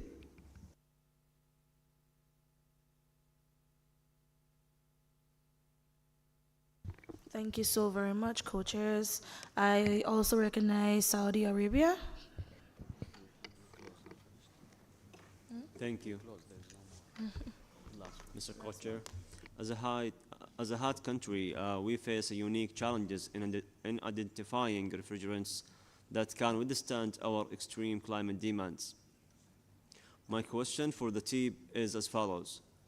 Are there validated high-efficiency, low GWP refrigerants that can reliably operate under high ambient temperatures without sacrificing cooling performance?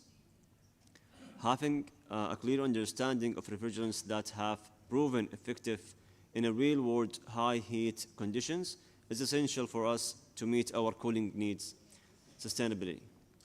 Furthermore, regarding the availability of lower GWP refrigerants, we understand that the new options are expanding within the RAC sector, as highlighted in the TEEP report.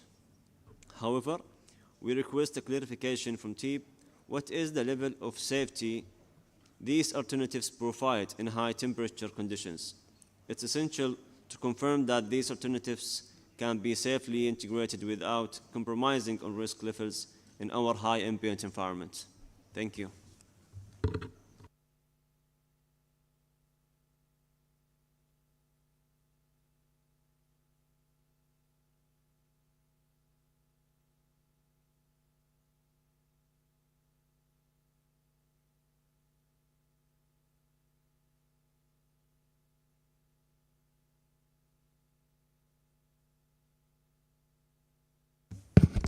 Thank you for the distinguished delegate from Saudi Arabia.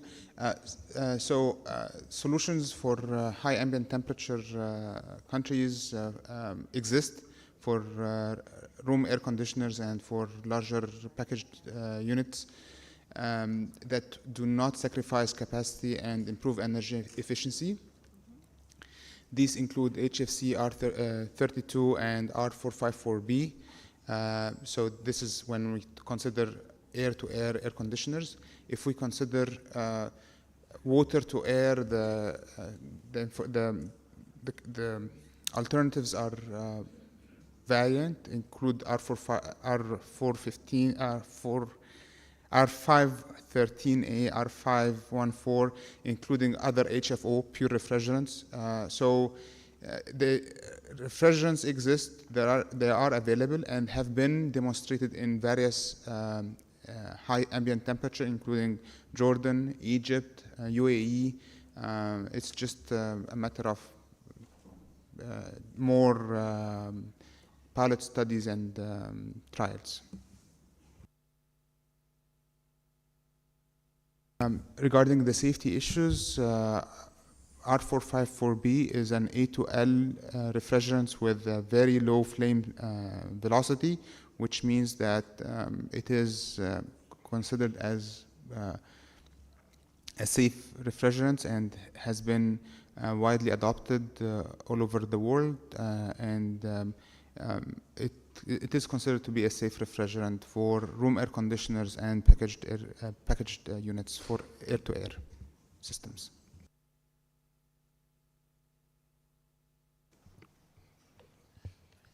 Thank you so very much. I invite you guys to exit and take your seats.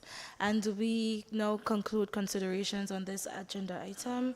We now turn to item 4 on the report of the Chair of the Executive Committee and of the Multilateral Fund for the implementation of the Montreal Protocol. I now invite the Chair of the Executive Committee, Ms. Maria Antonella Parody, to make a presentation on the work of the Executive Committee, the Multilateral Fund Secretariat, and the Fund's implementation agencies. So, Ms. Parody, you have the floor. Señora Presidenta, señor Presidente, distinguidas partes. En nombre del Comité Ejecutivo del Fondo Multilateral, me complace informar sobre los significativos avances logrados por el Comité con posterioridad a la 35ª reunión de las partes celebrada en Nairobi, República de Kenia, en octubre de 2023. A partir de entonces han tenido lugar la 93ª y 94ª reuniones, durante las cuales el Comité Ejecutivo adoptó decisiones orientadas a seguir garantizando la eliminación de los HCFC, la ejecución de la enmienda de Kigali y el apoyo en este proceso a todos los países que operan al amparo del artículo 5. El documento 36/8 presenta una detallada descripción de las deliberaciones y los significativos resultados frutos de la labor del Comité durante el periodo informado, así como de los proyectos aprobados, del estado de ejecución de aquellas actualmente en curso y de los asuntos relativos a políticas a seguir, planificación administrativa y asuntos administrativos y financieros. Tras lograr acuerdo en cuanto a los sobrecostos del sector de servicio técnico de refrigeración, el Comité abordó el tema pendiente de los parámetros de costos para los HFC. En este sentido, se lograron importantes avances en los sectores de refrigeración residencial y espumas y en los costos operativos para el sector de refrigeración comercial. El Comité retomará el asunto de los parámetros de costos en su próxima reunión de diciembre, haciendo hincapié en las grandes empresas del sector de equipos estacionarios de climatización, pequeñas y medianas empresas y punto de partida para reducciones acumulativas sostenidas. Asimismo, las partes han deliberado por años sobre la eficiencia energética durante la reducción de los HFC, tema que también figura en el orden del día de esta reunión. Durante su 94ª reunión, el Comité adoptó una innovadora decisión que permite avanzar en el enfoque sobre la eficiencia energética. En efecto, el Fondo dispone ahora de un marco operativo que permitirá potenciar la eficiencia energética durante la reducción de los HFC en la fabricación de refrigeradores domésticos y sistemas de refrigeración comercial y climatización residencial y comercial durante un primer periodo de 3 años con una ventana de financiamiento ampliable de $100 millones para proyectos que se desarrollen y ejecuten dentro de dicho marco. Sin lugar a dudas, ayudará a perfeccionar este marco operativo la experiencia adquirida en los proyectos ya analizados y ejecutados. Además, se solicitó a la Secretaría del Fondo seguir desarrollando el marco operativo sobre el costo de mantener y o potenciar la eficiencia energética en actividades distintas a la fabricación, en fabricantes de componentes y bombas de calor, y de un fondo rotatorio que otorgue incentivos a los usuarios. Estos aspectos serán discutidos en nuestra próxima reunión y se informará a las partes en la 37ª reunión. El Comité también ha abordado el tema del consumo de HFC en el subsector de empresas nacionales de instalación y montaje, deliberaciones que continuarán durante la 95ª reunión con una actualización al respecto. El Comité instó, además, a los organismos bilaterales y de ejecución y a los países del artículo 5 a incluir en los planes de aplicación de la enmienda de Kigali la instalación y el montaje nacional a fin de velar por la eliminación sostenida de HFC en los usos que aborden dichos proyectos. Asimismo, los países del artículo 5 plantearon el tema de la accesibilidad y el costo de las alternativas en el sector de espumas de poliuretano, materia que se abordó en base a los antecedentes entregados por la Secretaría. Dado que el debate no fue concluyente, el comité solicitó elaborar un documento que actualice la información sobre tecnologías alternativas en el sector de fabricación de espumas de poliuretano en estos países. Además, se discutió sobre los HFC contenidos en polioles premezclados de importación en el sector de espuma de poliuretano durante la etapa 1 del KIP, materia que se retomará en la 95ª reunión en base a la experiencia previa con HCFC contenidos en polioles premezclados de importación. El Comité Ejecutivo también acordó las modalidades para la distribución de los tramos de financiamiento de los planes de aplicación de la enmienda de Kigali. De esta manera, los países del artículo 5 podrán presentar el tramo final de la etapa 1 de dichos planes como máximo 2 años antes al último año para el cual se estableció una meta de consumo. Todo ello bajo el entendimiento de que el primer tramo de la etapa 1 de su KIP no deberá superar el 60% del total del financiamiento. Ahora, en cuanto a la gestión del ciclo de vida de los refrigerantes, el comité solicitó a la Secretaría presentar en la 97ª reunión una reseña del informe del Grupo de Evaluación Tecnológica y Económica y del estado de ejecución y primeros resultados en los proyectos presentados en virtud de la decisión 91/66. Todo ello con vistas a que el comité pueda considerar la creación de una ventana de financiamiento conforme a la decisión 35/11. Las deliberaciones que las partes y demás intervinientes sostuvieron durante el taller realizado antes de la 36ª reunión aportarán antecedentes importantes para la labor de la Secretaría del Fondo Multilateral y para el debate que los integrantes sostendrán al respecto el próximo año. Complementando la recomendación de la Red de Evaluación del Desempeño de Organizaciones Multilaterales, el Comité aprobó además un marco de resultados y una métrica de calificación con indicadores que permitirán medir la eficacia del fondo. Quisiera también referirme a la sesión de media jornada sobre enfoques estratégicos para la ejecución de la enmienda de Kigali, que tuvo lugar el pasado mes de mayo, inmediatamente antes de la 94ª reunión. Esta sesión permitió debatir en un tono informal cómo hacer que los KIPs tengan un diseño más estratégico y logren beneficios que no se limiten al máximo exigido para fines de cumplimiento.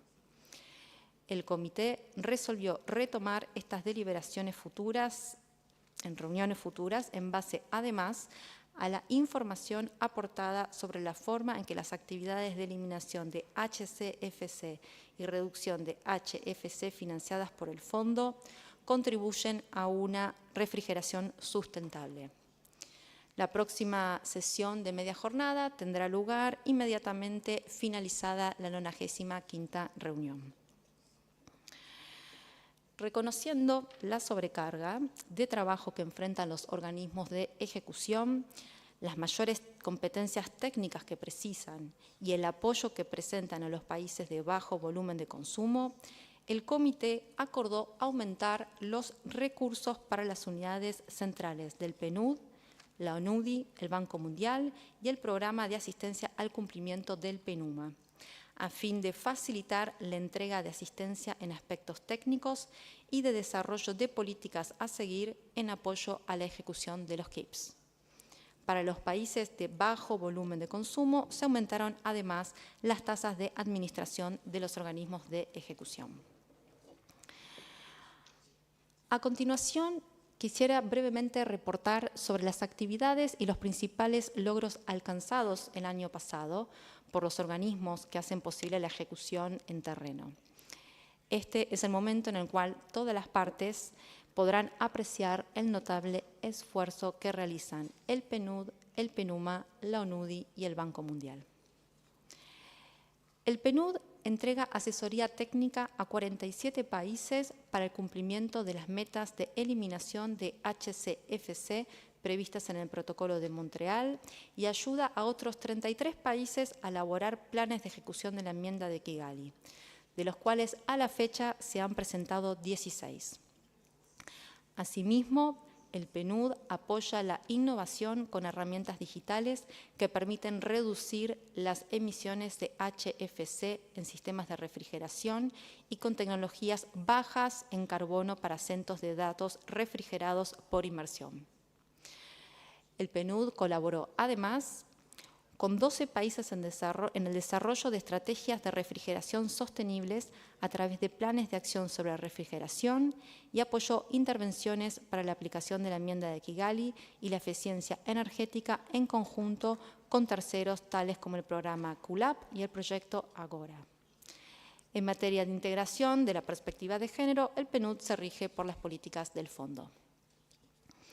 Ahora bien, respecto al PNUMA, el PNUMA apoyó a 102 países a través de los proyectos de fortalecimiento institucional, los asistió con el reporte de datos en tiempo y forma y los ayudó a cumplir con los compromisos de eliminación de sus HCFC mediante los planes de gestión, redes regionales de oficinas de ozono, del Centro de Intercambio de Información y de los servicios de asistencia al cumplimiento. Además, el PNUMA trabajó con 59 países en la elaboración de los KIPs y colaboró con el sector de servicio técnico de refrigeración en la adopción segura de tecnologías energéticamente eficientes y de bajo potencial de calentamiento atmosférico. También organizó 7 talleres de articulación sobre eficiencia energética, orientado a potenciar la cooperación entre los funcionarios encargados por los asuntos del ozono y sus contrapartes del ámbito energético, y siguió dando prioridad a las necesidades específicas de países de bajo consumo en materia técnica y de políticas a seguir. Con su apoyo, 27 países se encuentran inventariando los bancos de sustancias controladas, agotadas o no deseadas y los respectivos modelos de negocio. Ahora bien, pasamos a la NUDI. La NUDI ejecuta planes de gestión para la eliminación de HCFC en 67 países, planes de aplicación de la enmienda de Kigali en 22 países, proyectos de fortalecimiento institucional en 14 y proyecto de destrucción de emisiones del subproducto de HFC 23 en 2 países.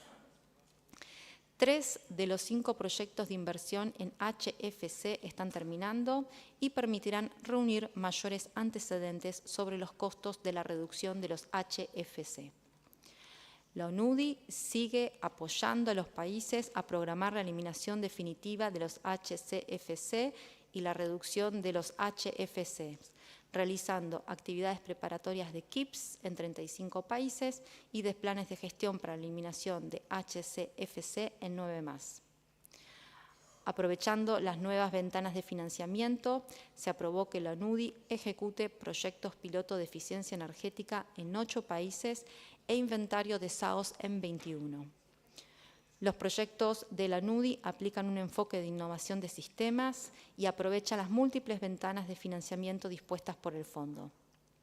Así, la NUDI mantiene plenamente dispuesta a seguir prestando apoyo a los países del artículo 5 en los sectores manufacturero, de servicio técnico y de montaje, así como en nuevos ámbitos de interés para el Protocolo de Montreal, tales como la refrigeración sustentable.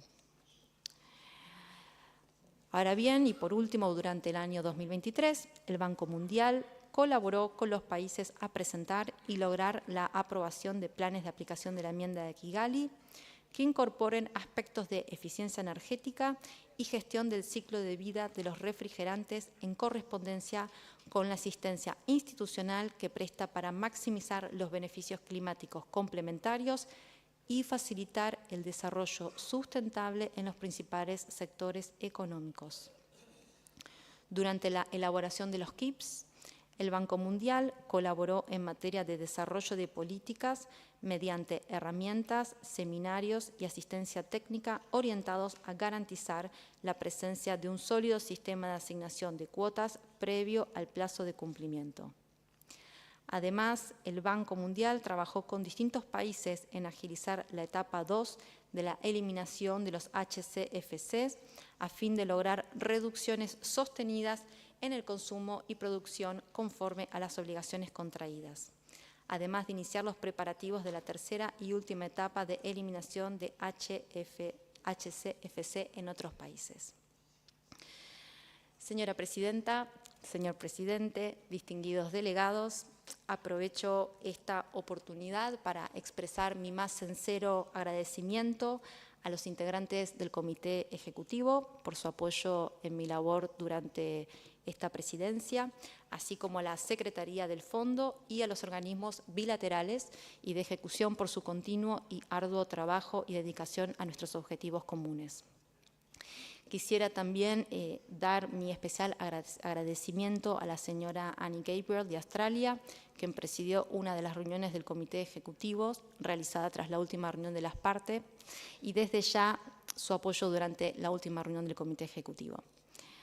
Agradezco además a las partes por su firme apoyo con la ejecución del Protocolo de Montreal y la orientación que desde ya brindan al Comité Ejecutivo. Muchas gracias.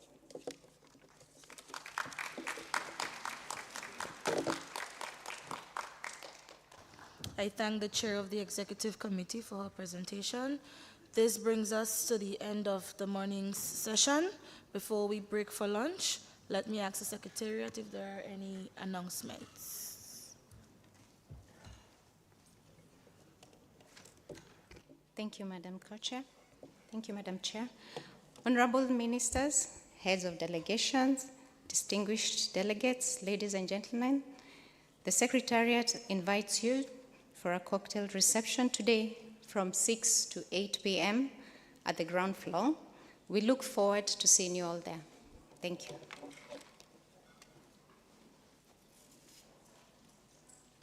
Thank you. We will now adjourn the plenary for lunch. The schedule of meetings and side events that will take place over the lunch break is indicated on the screen. We will resume the plenary at 3 p.m. We would like to request the first 3 speakers on the list to be at their seats a few minutes before the opening of the afternoon session, and we hope to see you punctually here at 3 p.m. Have a good lunch.